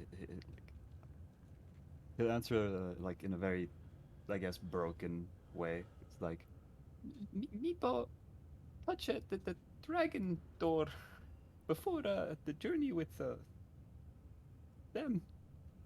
He feels Doc's grip on his shoulder tighten when she hears that he's kind of nervous. When Meepo wake up, Meepo change. So you're telling me, your queen, that you disobeyed my orders not to help these people further into the Goblin territory? You went back to the Forbidden Chamber with the dragon door, touched it, and were infused with the power of the White Dragon Calycrix. Is this true, Meepo? He'll take like a slight step back. Yes. you see her brow unfurl and a tiny grin creep across the left-hand side of her face. Meepo. It's about the fucking a time you grew into the brave self that I knew has existed within you since you were nothing but an egg. To the rest of the kobolds in this chamber, I present to you Meepo, draconic sorcerer like your queen, infused with the blood of our very own Calycrix. From this day forward, he is known as champion and no longer keeper of dragons. So say it, my word. You see the rest of the kobolds nod furiously and look around. Draconic sorcerer, you, Meepo, you great, the Calycrix bloodline, you are fantastic, okay? And they just kind of look nervously at Yuzra like, what the fuck is going on right now? She looks back down at you. Now, Meepo, my boy, my baby, I bring you up from an egg and you become a this. I'm so proud as a mama. Now you tell me, where's my baby? Where is the Calycrix? People will stop shaking for like that bit. As she asks that, he'll look at the floor and go, Calycrix is dead. like a sad tone. As the bravery of your defiance has proven to me that you are a capable kobold, welcome amongst our halls for feasting and not groveling in the pits of the dragonling cages.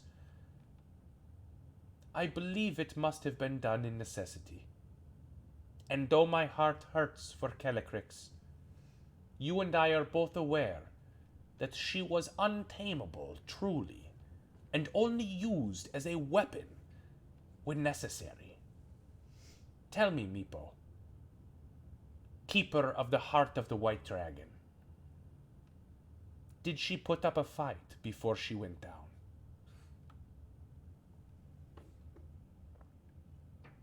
People believe so. Good.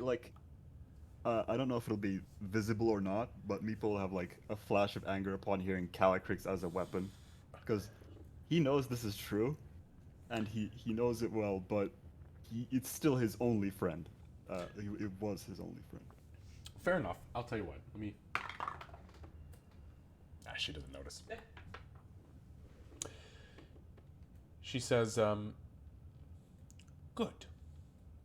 It is the way of the White Dragon, The white dragons are fierce combatants.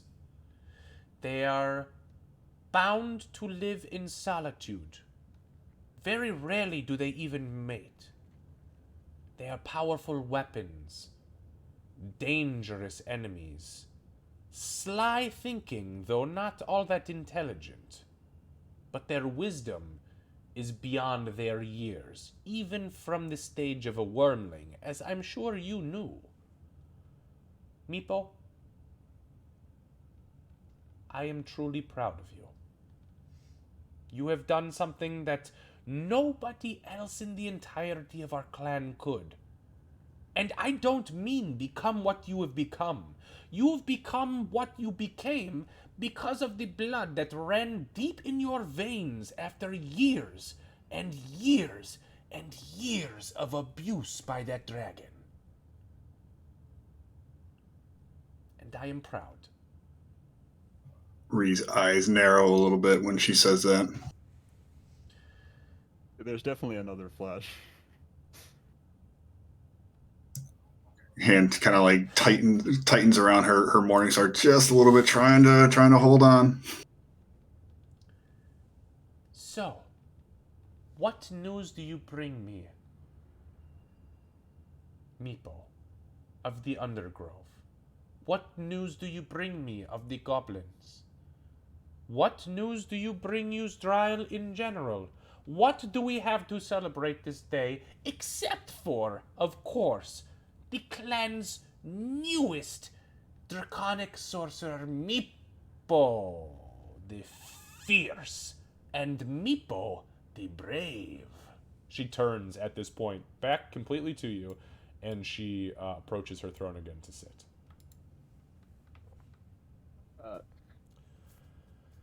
I don't know. Like, okay, so he'll start off with. She asked about the goblins, so he'll go. We killed the hobgoblin. There was a hobgoblin. Yeah, she told us about the hobgoblin. Oh, you're talking about Golgrax. Yes. Ah, understood. Okay. So he is dead. Do you have proof of his death? I don't know. She looks around at the whole group. Oh, She's right, addressing yeah. everybody, by the way, not just Meepo at this point. Okay. I don't think we took any Someone took a scalp. trophies from him. Okay. No, not him. Not him. The bugbear. Okay. Somebody took his armor though, I think, right? Yeah, wait, yeah, Beaufort, didn't you take his armor? Oh, I'm gonna show the armor of what he had on, the splint armor. He took a piece of the splint, I think. Yeah. Yeah. And she looks at it. She looks at you. I am not entirely sure what that has to do with anything. That is part of the armor the boy was wearing that came down here with the wizard girl. He took it off the boy after they killed him. So we came here to find these people. We did find them, but unfortunately we did not find them in a state that allowed us to bring them home. Except for him, and I'll motion to the body of the boy. But it would appear that Golgruk took this off of the boy and decided it was his, so we reclaimed it. Understood. So you bring me no proof of you slaying the hobgoblin Golgrux, but you do bring me the corpse of the boy who came down here with the girl and the paladin of Paylor from Port Weirlin, as he Correct. so boisterously exclaimed a half dozen times in my chambers. At that point, I'll take out the cloak, or the cloak of the paladin, and show that. Very well. Again, these were two non-combatants in my book. We do also have this. We do also have the scalp of the bugbear in the Undergrove. There were many bugbears in the Undergrove. Which one do you speak of? Well, I mean, we wouldn't have been allowed to go past and slay any other bugbear if we hadn't gone past Golgrux. No. Balsag. She kinda, Balsag. at that note, she looks at you, her eyes wide. Show me. I'll Yeah, motion for take out Mipo. the Scalp. So you pull Probably the scalp I out. don't think it has any ice on it left, but it She was frozen. she mutters a very quick incantation, and she swishes her hand upwards, and as she does so, this ghostly, this blue ethereal hand materializes above the scalp and grabs onto it and tugs ever so slightly. Do you let it go? Yeah. Okay, so you let it go, and it drifts very, very gently back over to her, where her physical hand takes it from the ethereal hand. She blinks, and the ethereal hand fades away. She looks down at the scalp, and she...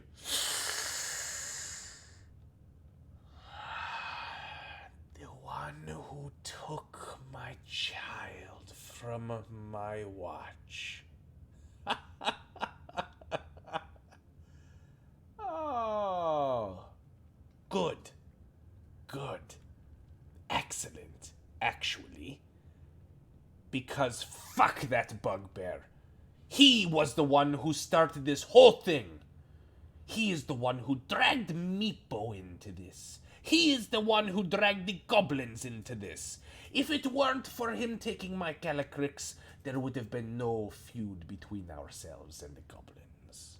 Speaking of that, the tree is gone. What proof do you offer me? We tried, but to get proof, but it was I took a step in there and almost coughed out a lung. So sweet We burned it. On fire. Tabaxi and Lady Goblin and Meepo the Sorcerer. You provide me with no evidence that you have killed Golgrux. You tell me you have burned down the Gorthias tree, but you provide me no evidence of that, and you bring me the head of Balsag, which, by the way, I am very, very indebted to you for. And she points up at the treasures that she has on the pedestal behind her, or the throne behind her, the little shelf that was sticking out, and she says, "And for that, I will present you a gift. But I must have some sort of evidence that you have done these things, or it means nothing." At that moment, Beaufort, for the first time, is going to talk. He's going to say, we also have it in our grasp to offer you the second level. The By goblins will be what? gone. The first level. This is the first level. Oh, This whole first level, yeah. the whole level. That's what I was trying to say. The grove is now available for the goblins to move into, and they would like you to keep this entire floor, and they would like to go back down below. They want to live in peace. They said that they would be happy to farm, offer you whatever they're able to farm in the way of medicine, fruit, vegetable, herbs, whatever, but they would like to live in peace in the grove, and you can take that and trade with the people on land if you prefer. We have also deactivated every trap that would harm you or any of your kobolds. Every trap we found. She looks at you and she says, "We set all those traps. Mhm. So thank you." Yeah, but anything down below is now clear. Well, we don't want to go below, so the traps you disarmed below mean nothing to me. But the goblins can, so they don't need to be here anymore. And can you prove to me that the goblins are out of this territory? Because if I walk into an ambush, it is going to be heads rolling. It will not be an ambush. The intention they have is to move down there, but again, everything was on fire, so it needs to cool down before they're able to re-inhabit. Now, we are all intelligent, level-headed creatures here. And I mean that sincerely, not condescendingly. You do all understand that the things you have told me, without the evidence to prove that what you are telling me is true, does seem horribly suspicious to me, correct? Please tell me I am not out of place here. That's understandable, but your champion stands before you stating it's true. Also, I'll probably still have some burn marks I have because I'm not like fully healed. Yeah, I'll probably. show her that in response to like the burning a fire thing. She kind of cocks her head and looks at you, and she says, "Huh." He'll say, he'll spent time. No, I didn't because I can't remember her name. But he'll say, The Oracle, they call her the Oracle, is now the leader of the goblins. The female, the one who come down here about 2 years ago. I never see her after That's the that. one. She still lives? Yes. She was under the boot heel of the hobgoblin as it lived. Now she's free, and all the goblins here are free. Meepo. would you vouch your bloodline on this as all being true, what is being told to me? Yes, she helped Meepo many times. Make a persuasion check with advantage. Okie dokie. Yeah, okay. Oh, I know you're good with charisma, so don't even fucking... Yeah. Meepo's I also cute. wanna He's check not something smart, but out. he's cute. Doesn't he still have that bonus from That just gives him advantage, but Oh, yes, he okay, does still okay. have that. Even if I would have said roll it Oh, normal, no. he has the advantage on charisma checks.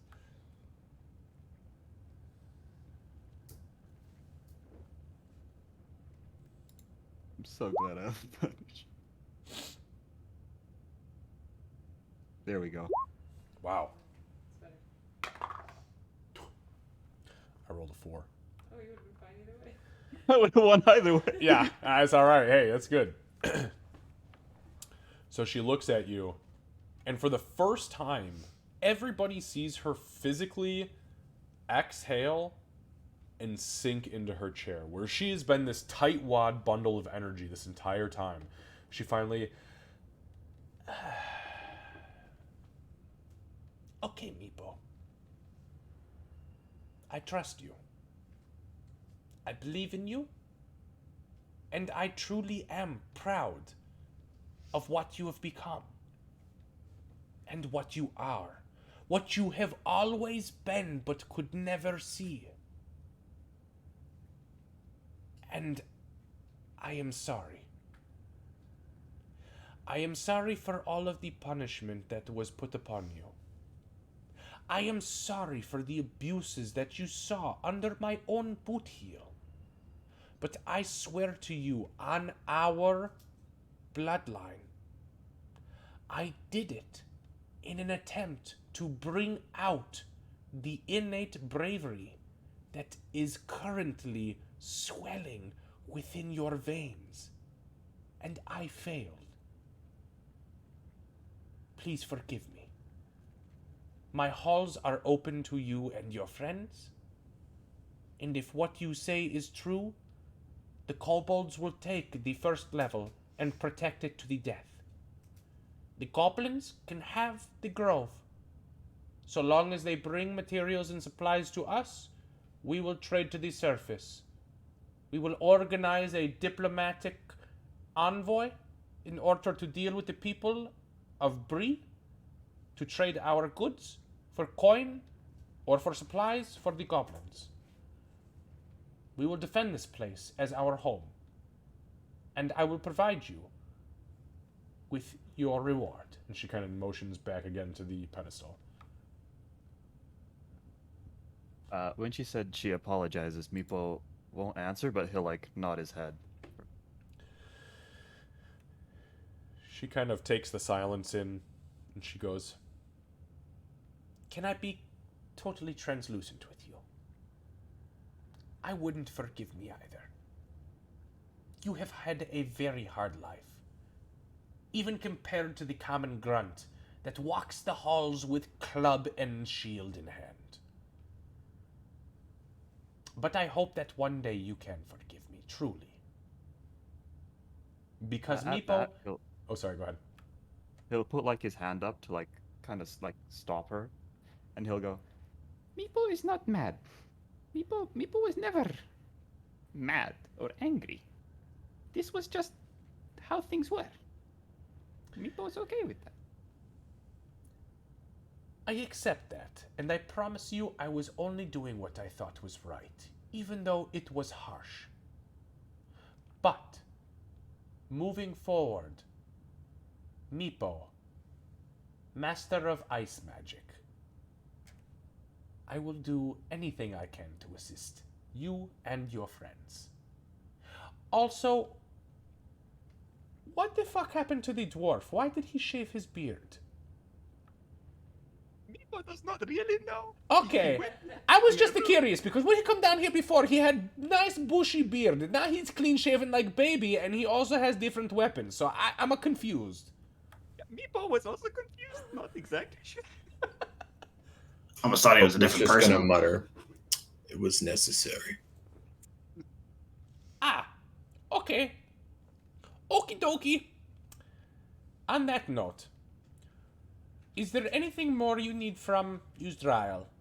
And if not, I will present you with the gifts that I have promised you for everything you have done. And I thank you collectively for all of the trials and tribulations you have gone through for the sake of simple people like the kobolds and the goblins, to be quite frank. Because sometimes when evil gets its foot underway, we subjugate very quickly. I don't so much have a question as perhaps a warning in case you're not aware of it. There's a portal possibly to the Underdark.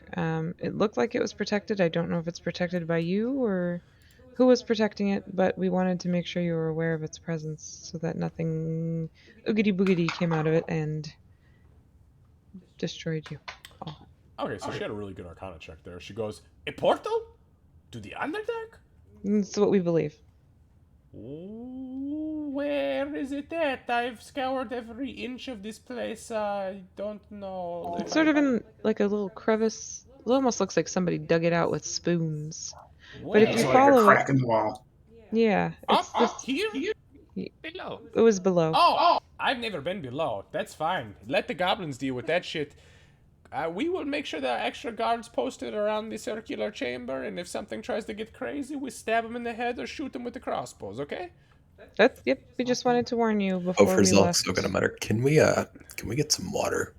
I'm sorry, water? Who needs water? Who said that? Me. Oh, you all need water. We could probably provide you with some water. I am not capable of making clean water, but we have somebody who is the acolyte of Bahamut, and I believe she can probably produce a little bit of water for you. That would be wonderful. That'd be very kind, thank you. Yes. On that note, your rewards. For everything that you have done for me, I have promised you a reward for each one of them. Also, if there is anything else I can do for you, my magic allows me to detect magical presences, as well as identify individual items. I can be of whatever use I can be to you as far as my sorcery is concerned. But one moment, let me give I think you. all the things we wanted to identify are down in the Bernie hole. Meeple will pull out like a potion of blue, shiny blue liquid. Maybe your earrings and necklace too. See Potion if of that's shiny blue liquid? Yeah, that's what. Flask of shiny blue liquid with a fancy cork is what I wrote The it down. crystal vial. Okay, the key there was crystal vial. Okay, yes. So, okay. So first and foremost, she reaches back onto the pedestal, and she just scoops everything off the fucking pedestal into her robes, very uncharacteristically for how she typically behaves. And she walks forward and she starts pulling items out. She says, Meeple, this is called Qual's Feather Token.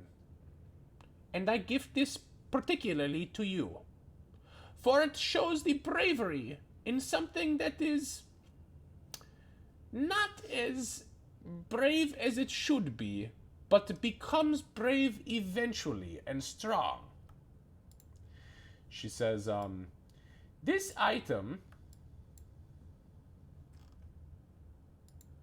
sorry, go ahead. Sorry, Dave. I can add it now, but like, is it like the anchor, bird, fan, swan boat, tree, or wind? Oh, yeah, no, I'm getting to that. Okay. I'm getting to that, sorry.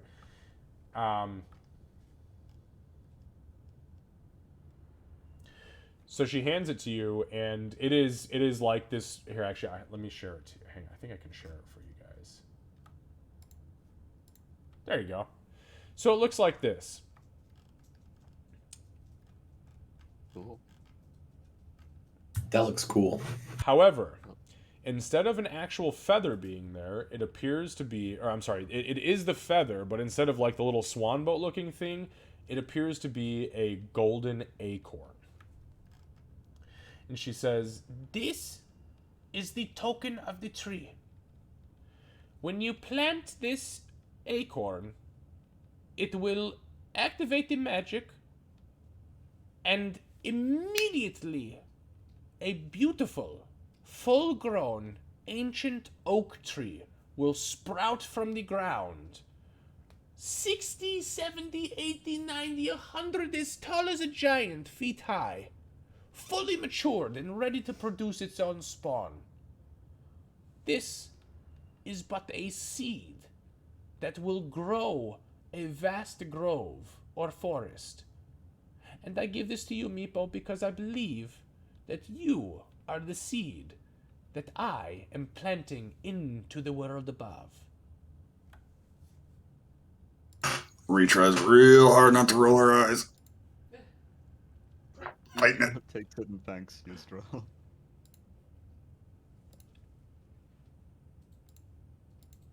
Next, I have a gift for, well, quite frankly, whoever can use them.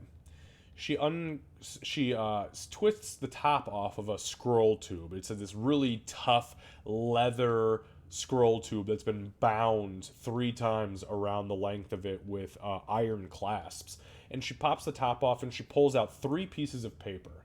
She rolls them up and she begins to just hand them over. This is a scroll of Mage Armor.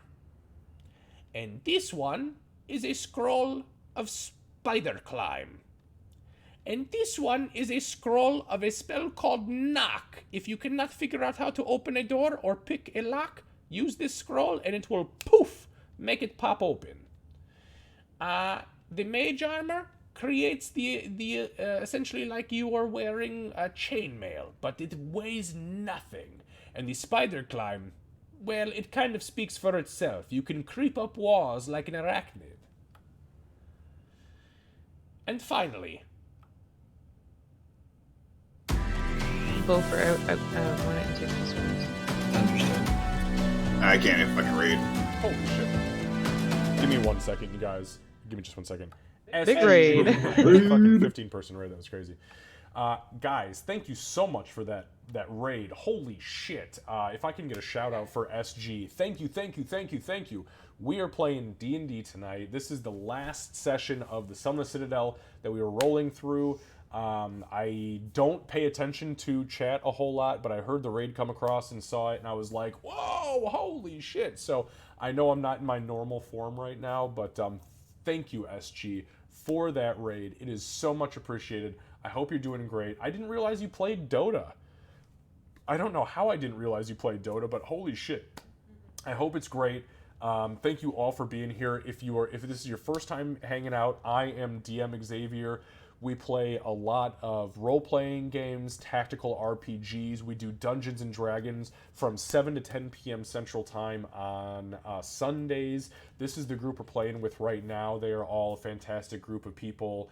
You guys are just absolutely freaking amazing. All right, I got them. The party composition is from left to right on the bottom of the screen. That's Candace, my wife. She plays a Tabaxi rogue who is an assassin. Next is Boo Boo, who plays Bofer, the Dwarven Forge Domain Cleric of Moradin. Next, or in the very middle, we have Kevin, who plays Ree, which is a female goblin barbarian who is a bear totem barbarian. Next to him, we have Kat. Kat plays She who has not been named, who is a female half-orc ranger who is a monster hunter subclass. I believe it's called monster hunter.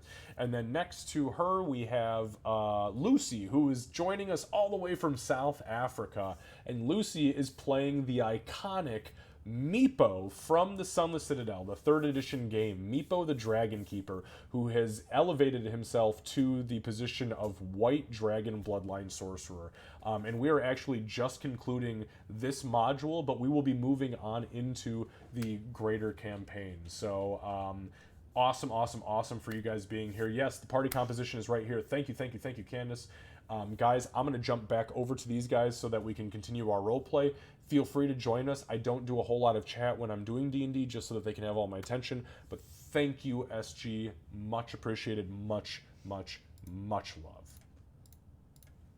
Okay, guys, I'm back. You probably just saw me doing a crazy amount of miming as I was not pushing my alt key. So, all right. So, Yzdriel. She gave us the scrolls. Yes, she gave you the scrolls, and then she finally holds up a small silver flask. And on the front of the flask, it appears to have the golden outline of what looks like a blood drop. And she says, I don't have much of this potion left in the flask, but you are more than welcome to it if you would like it. It is an elixir of health. She looks over at Rhee. I believe you could probably benefit from this quite greatly.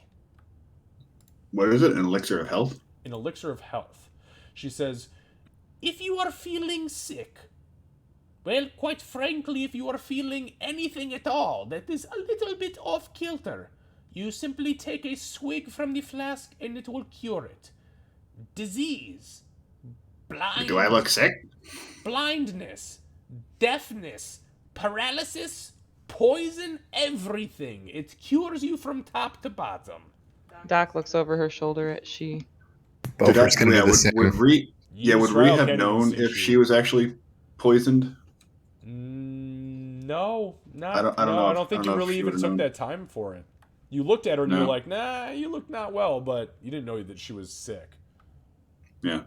Yeah, real big. I mean, I'm not sick, but thanks, I guess. Yeah. Put it in the pouch. She says, I did not mean any offense. Not that you are ill now, but I know what position you play in your group. And should you feel sick, I would want you to be in tip-top fighting condition to ensure that my champion, she looks at Meepo, is taken very good care of. Yeah. Oh, yes. In that case, yes, we will take good care of Meepo and ensure that he comes to no more harm. And she'll pocket the potion. Great! Down with the hobgoblins who Her caused eye- great her harm eyes to my open. sweet Meepo. Oh, this bitch. Yeah, Doc is like clenching this her bitch. jaw very tightly. Meepo is in good hands now. We will make sure. We will make sure that not only does he continue to make you proud as your champion, but continues to feel like a champion. As he should, because Meepo is a true champion. and she looks at you, Meepo, and she switches to Draconic. And she says, Meepo, my child, I do mean this in the highest form of respect that I can muster. You have made me proud this day. As magic runs through my veins in a different form, it runs strongly in yours. And I have foreseen this day for over a decade of your existence. I trust that you will bring glory to our tribe, and I have faith that your friends will see you through to it. Please, go in peace, and if there is anything we can provide you, anything at all, simply speak it. Meepo's okay. I mean, I'm okay, but thank you for the offer. I will do my best. The offer will always stand. She switches back to common. And the last item that I have for you? As she reaches up into the maw of the dragon carving on her throne, she pulls the small key out. The key that has a little flame licking off of the eye of the key and is completely silvered, pointing forward. I present to you the very key that is said to open the door that Meepo touched and transformed himself through. Well, you never tried it? Fuck no. Are you kidding me?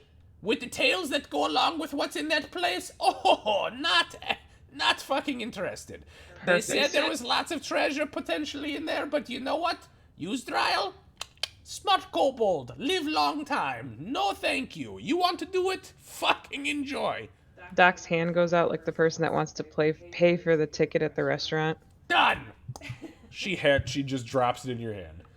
For the Thank record, who is taking the scrolls? Who is taking the flask? Who is taking the key? And who is taking the token? I Doc know is that they were taking the handed key. kind of particularly around, but Doc Bo is first.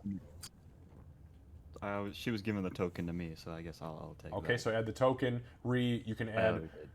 You can add the There's the elixir health. of health. It's a flask of elixir of health, 3 doses.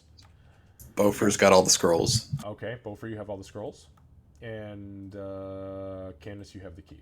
I do. All right.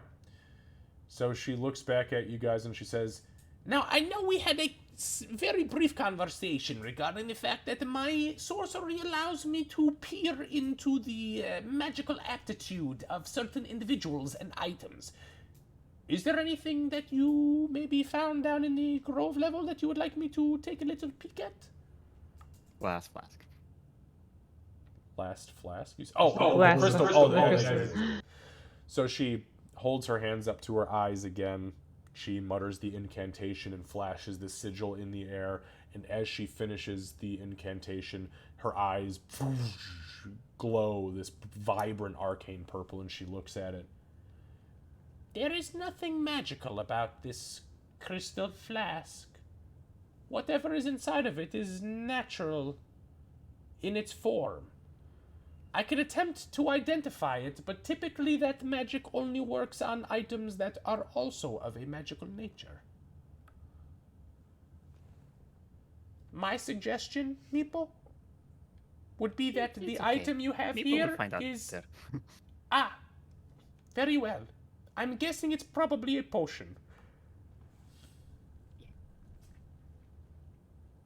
Unfortunately, we had found some items, but when everything went ablaze, we had to kind of not also go ablaze. So it got left behind. Well, if you ever find yourself back in the Hall of Used Trial, which you are more than welcome to see to your own heart's content to make your own home, you bring those items to me at any point in time, and I will, free of charge, identify them for you. Thank you. Appreciate it. Thank you. She looks over at one of the guards in the room, this guy over here, and she says, she switches to Draconic. Dimitri, could you please release the goblin prisoners in the room to the south? I believe it's probably time we get them back to their people, since they are, well, This bitch had know. fucking prisoners. So this kobold starts walking down here. Thankfully, nobody understood that because she spoke Draconic. But the door swings open. Oh, whoops! What the fuck?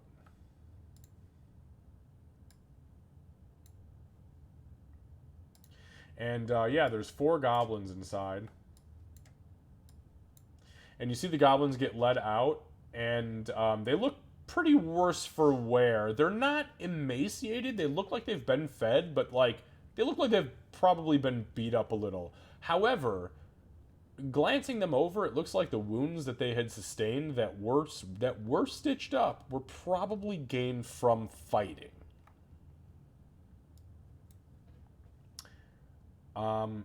So the kobolds begin to lead them down this direction. Meow.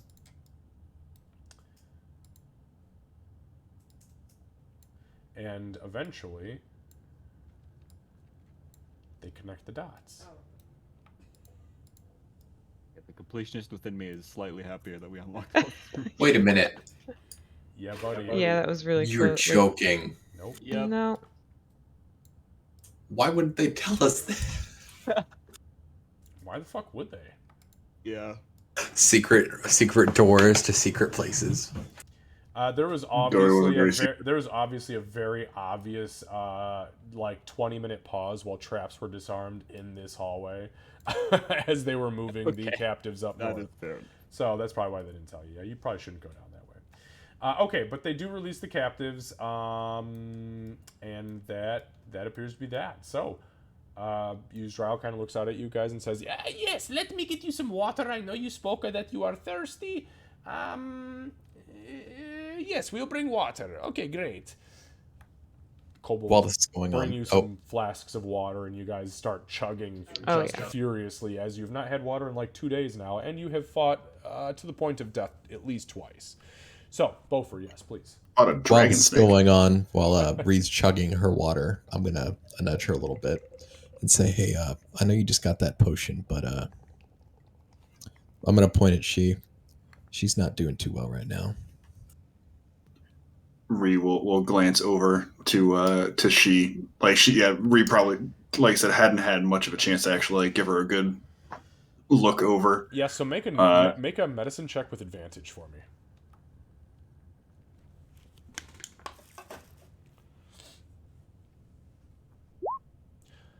Honestly, the 13 is really not that bad. It was like a 12 that you really had to hit. You look at her, and the fact that Beaufort said she doesn't look so great, you look at her and you're like, what the fuck is wrong with her? And then you look again and you're like, oh shit, she was green when we came down here, wasn't she? And her skin has grayed over, and you see these little pustules along her chin, like a little chin strap beard. And she is leaning up against the wall, and she just keeps kind of shaking her head and putting her head on the wall and then shaking her head to stay awake and alert. She's just fucked up. Doc leans into the frame and goes, "She was using poison goblin pee to heal herself. I think we might have given her the wrong idea." She was pouring piss on herself? She was. And she must have thought it would work, but if you could let her take a swig of that. Everybody knows you gotta mush it in mushrooms first before you pour it on yourself. Not everybody, clearly. I guess so. Okay, all right. I'll go give her this juice. Okay, so Ree comes walking over. Yeah, Ree will approach. I'm sure you're barely comatose, so Ree will kind of just hold out the flask. You're pretty fucked up, huh? So you probably need this more than me. I know you don't really like to talk much, but drink this. It's good. It is for your health. I'm helping.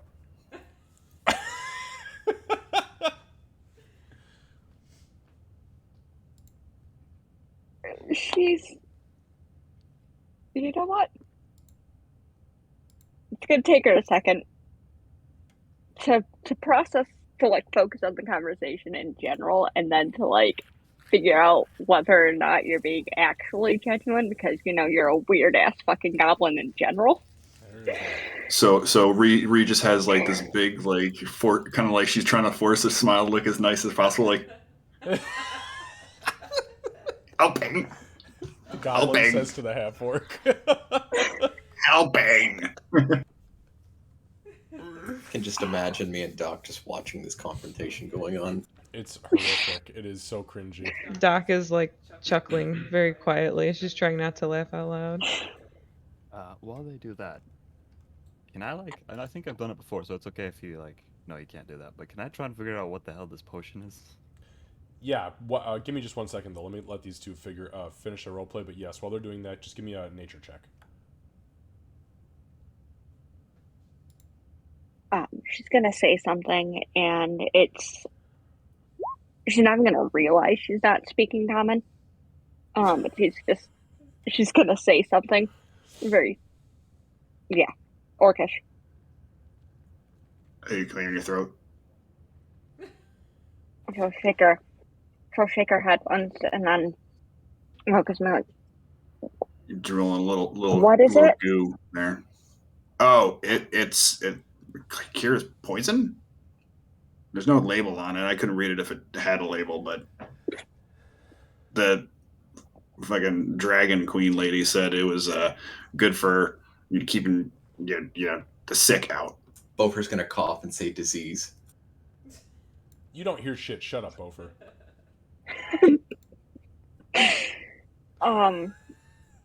She'll look at it. I'll think for a second, and then she has the clearest fucking look of, fuck it, if it goes wrong, what the fuck else? Like, oh wow. I mean, And the look. What's the worst that could happen? You can get pustules all over your body and ooze black goo out of your chest. You might want to mop that up, by the way. It's not goblin piss. yeah, so with that look, she'll just have a what the hell look, and she'll take it, and There you go. Yeah. she's not even gonna like bother to sniff around. She's just gonna take a swig of it. Yeah. So as you put it to your lips, you immediately smell the scent of like rose water and cherry. You feel it hit your lips, and it has a very light carbonation, like that from a sparkling water. And it tastes very, very sweet. You take just one swig, as that's all your mouth can really handle from the carbonation, and you pull back. One charge of that elixir has been used now. And as you feel it kind of go down your throat, that carbonation spreads into a warmth, like an alcohol-like warmth. And as it begins to progress through your chest and it lines the esophagus, hits your stomach, you even see from the outside these pustules that have formed around her chin immediately dry up and scab off, physically just fall off of her face. And you see the hue come back to her skin. You feel literally within the flash of a second 100 times better. You feel the fever break. You feel the pustules breaking off of your face. You look down and look at your grayed skin turning to the light green hue that it was before. And you feel fantastic. You are officially cured of filth fever. Now stop Feeling better now? pouring Nice. piss on yourself. Yeah, mush it into mushrooms first. She's going to let out a long breath that she didn't realize she was even struggling to contain, and lean against the wall again, this time not for support, but in just utter relief. And she'll look, and she'll, thank you. Oh, yeah. You're welcome. No problem. But buddy, high five. She just looks confused. Since Well, Doc's been watching this conversation, she's gonna step over and give Ree the high five and then kind of push her away to get rid of the awkward. I wasn't awkward. So I thought it was very nice. That was good. Very All good. right, I'll fuck off. you ready to go open that dragon door? I know you are, Doc. By the way, Meepo, you have no fucking idea what this stuff is. So you guys see Meepo just staring at this crystal I vial, figured. like shaking it and shit, and Meepo's just like, "What is this? Like, what the fuck do I have?" You have later. you have no clue what this is. All right, I'll chug it eventually. Okay. Did Bofer ask Doc something? I missed it. Oh no, I was asking the whole group, like, Oh. are y'all all ready to open that dragon door? And I said specifically, Doc, I know you are. Yes, I am. I shared with you guys, if I share with you guys a specific magic item or a specific location or scene or picture, it will pop up for everybody. I shared the spell scroll with everyone. I should have just done it with Bofer, but just so everybody has it, now you will be able to click on it and see if you have a scroll, when it of whatever level you have a scroll, it will have said spell attack bonus and said DC save already pre-built into it so that you have it for reference. Oh, cool. Thank you. And that I also shared the Elixir of Health, just so you guys all know what it does. So I'm seeing here that it only has one charge in it, and It does at not. least D&D Beyond. No. Yeah, D&D Beyond has one charge. It now has 2 charges left. Instead of it being a potion, it is a flask. And I see. you received 3 charges. She just drank 1, so you guys now have 2. Speaking of, after I took the drink, she said thank you. She'd hand it back. And then she's going to step forward a little bit into just to the edge of the room so she can take stock a little bit more. Okay. Yeah, we can head to the dragon door as long as everybody's ready. She'll turn. This- Doc will turn toward Yusdrael and give a little bow. Thank you for Meepo. And then she's going to, as long as she's excused, she's going to start heading out. Yeah, it's same with Bover. Reed, let's get this. Let's get this body going. Okay, yeah. Ree will pick up the feet of the young man, but she'll look at Yusdrael just for a moment, not say anything, and just walk away. Yusdrael kind of calls out to the group. She says, I assume that you will let the goblins know our terms of peace and our intention for allowing them to move into the grove so that we can take over the entirety of the floor, correct? Yeah. Yeah. People will do that. And I guess he'll just run towards the door. They're just unlocked. oh, okay. So Meepo starts yeah. bolting for the door. Yeah. They disabled the traps, hopefully. So Hopefully. He believes they disabled the traps. Hopefully. Yeah, so you guys go back. So Meepo, you bolt for the door. Yep, you open the door, and you knew there were fucking traps down here for sure, and they have been very clearly disabled. There's a huge pit in the ground that has a couple of spikes on either side that are pinning it closed, and you run across no problem. You get into the room with these goblins, and they kind of look at you like, what the fuck? This is the second time that this has happened. Doc is following too.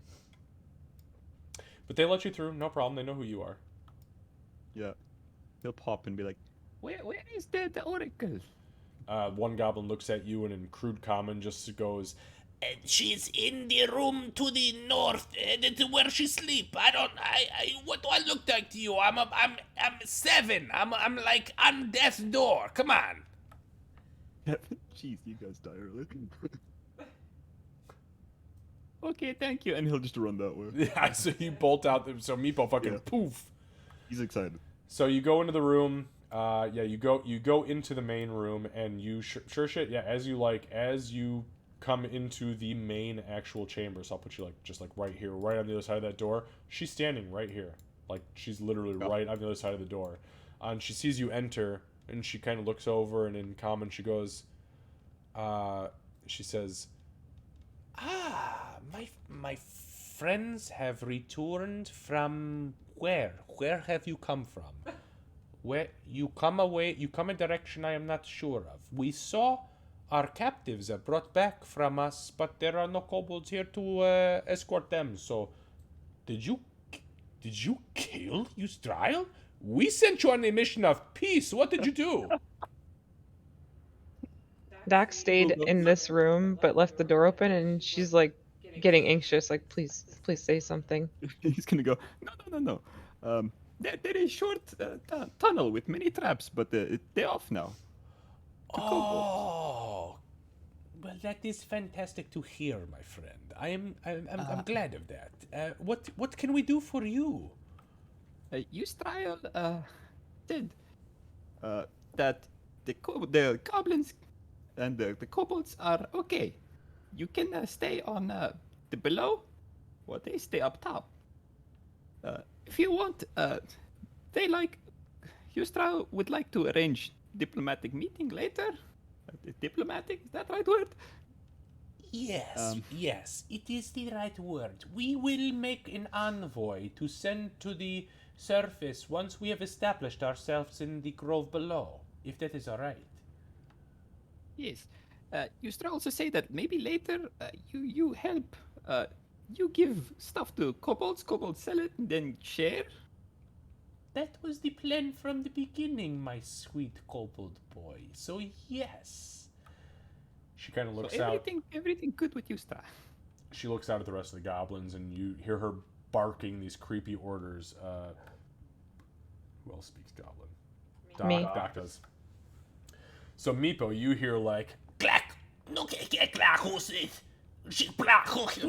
and the goblins all kind of turn toward Doc. You hear, friends and companions and those of the green-skinned bloodline, we have made peace successfully with the kobolds, with their queen Yzdryle and their champion Meepo, the Whiteborn. We will move to the Undergrove and we will take up our place. We will clean up where Balsag and Golgruk failed.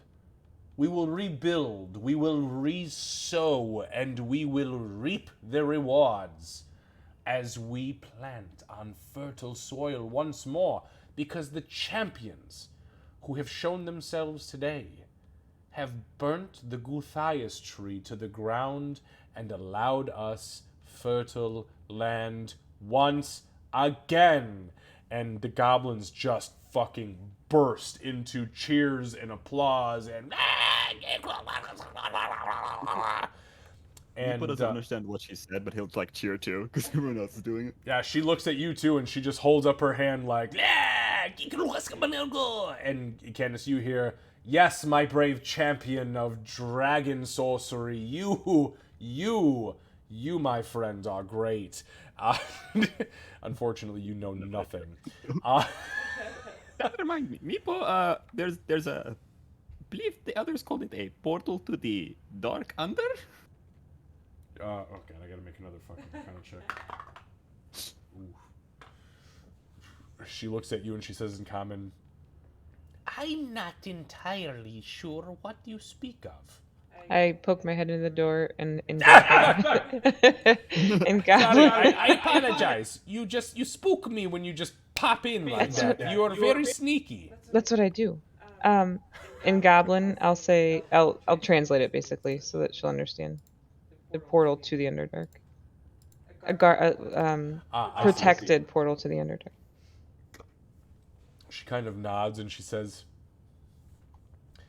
my child, I don't understand that form of magic, but we will ensure that our sentries are threefold at that interpass to potentially protect against and or provide envoy to myself before reaching the surface. The kobolds will also keep an extra close eye on it, as needed. They're gonna not directly in there, but thank you for the clarification. I was nervous we were going to have some bad blood, but just in case they see anything coming through here.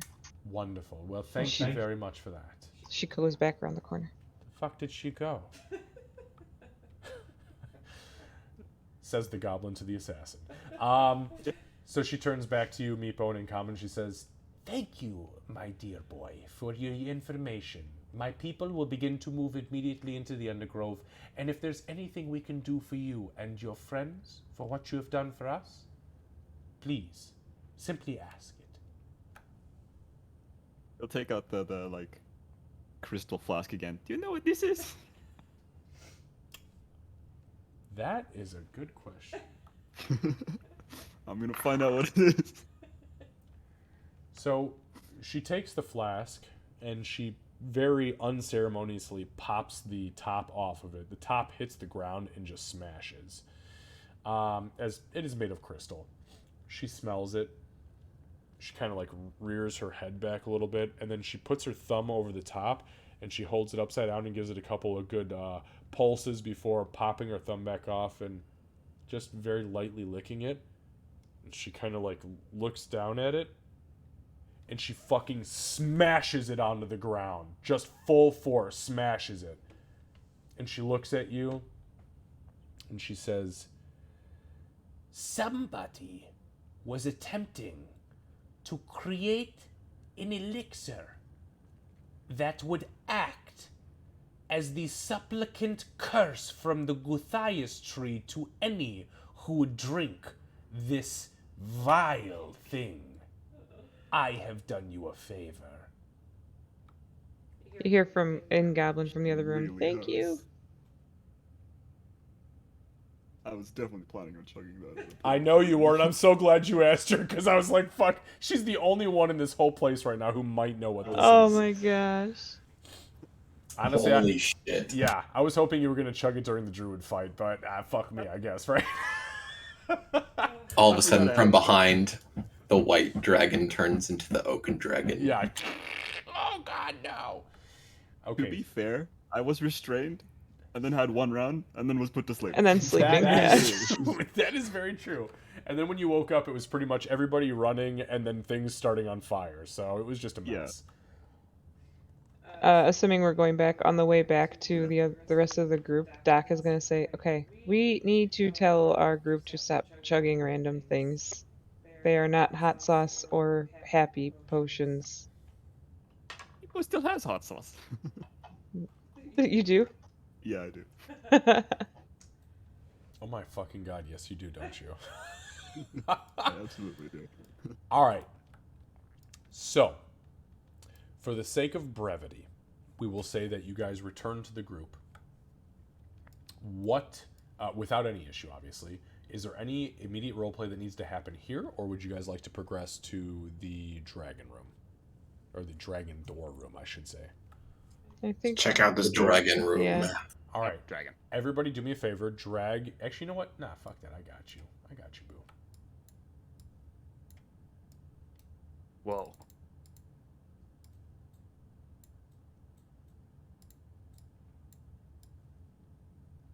Kobolds. I definitely took 2 kobolds with me. Yeah, fuck off, kobolds. Why You are they don't- following us?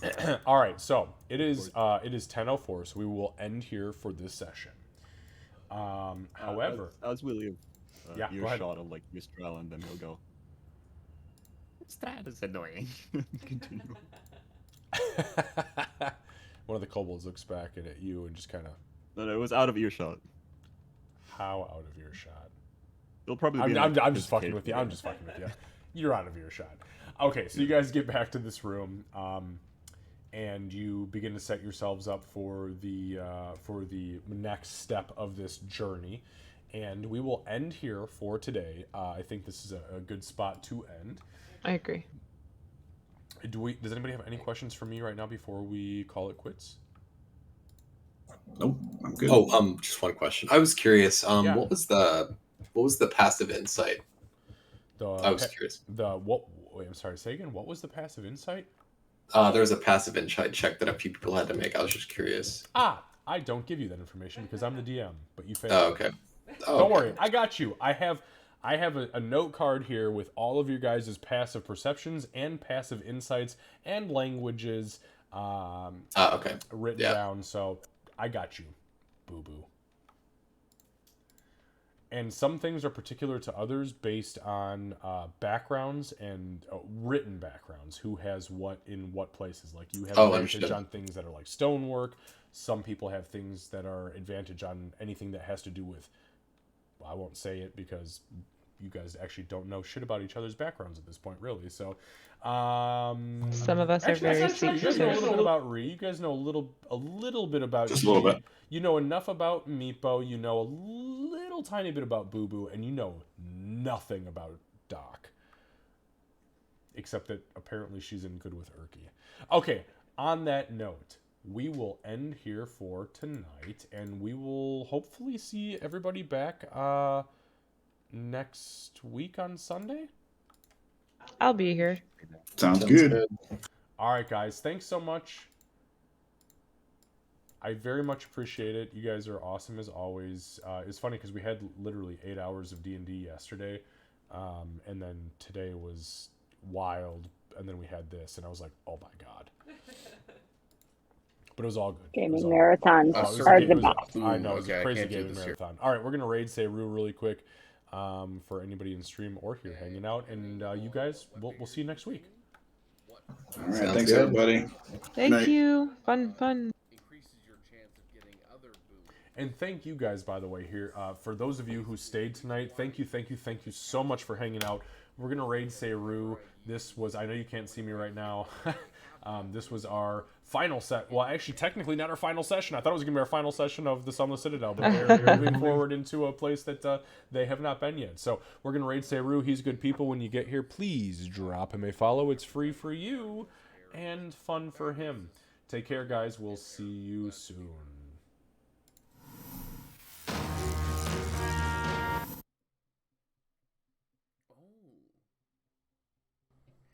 Yeah, I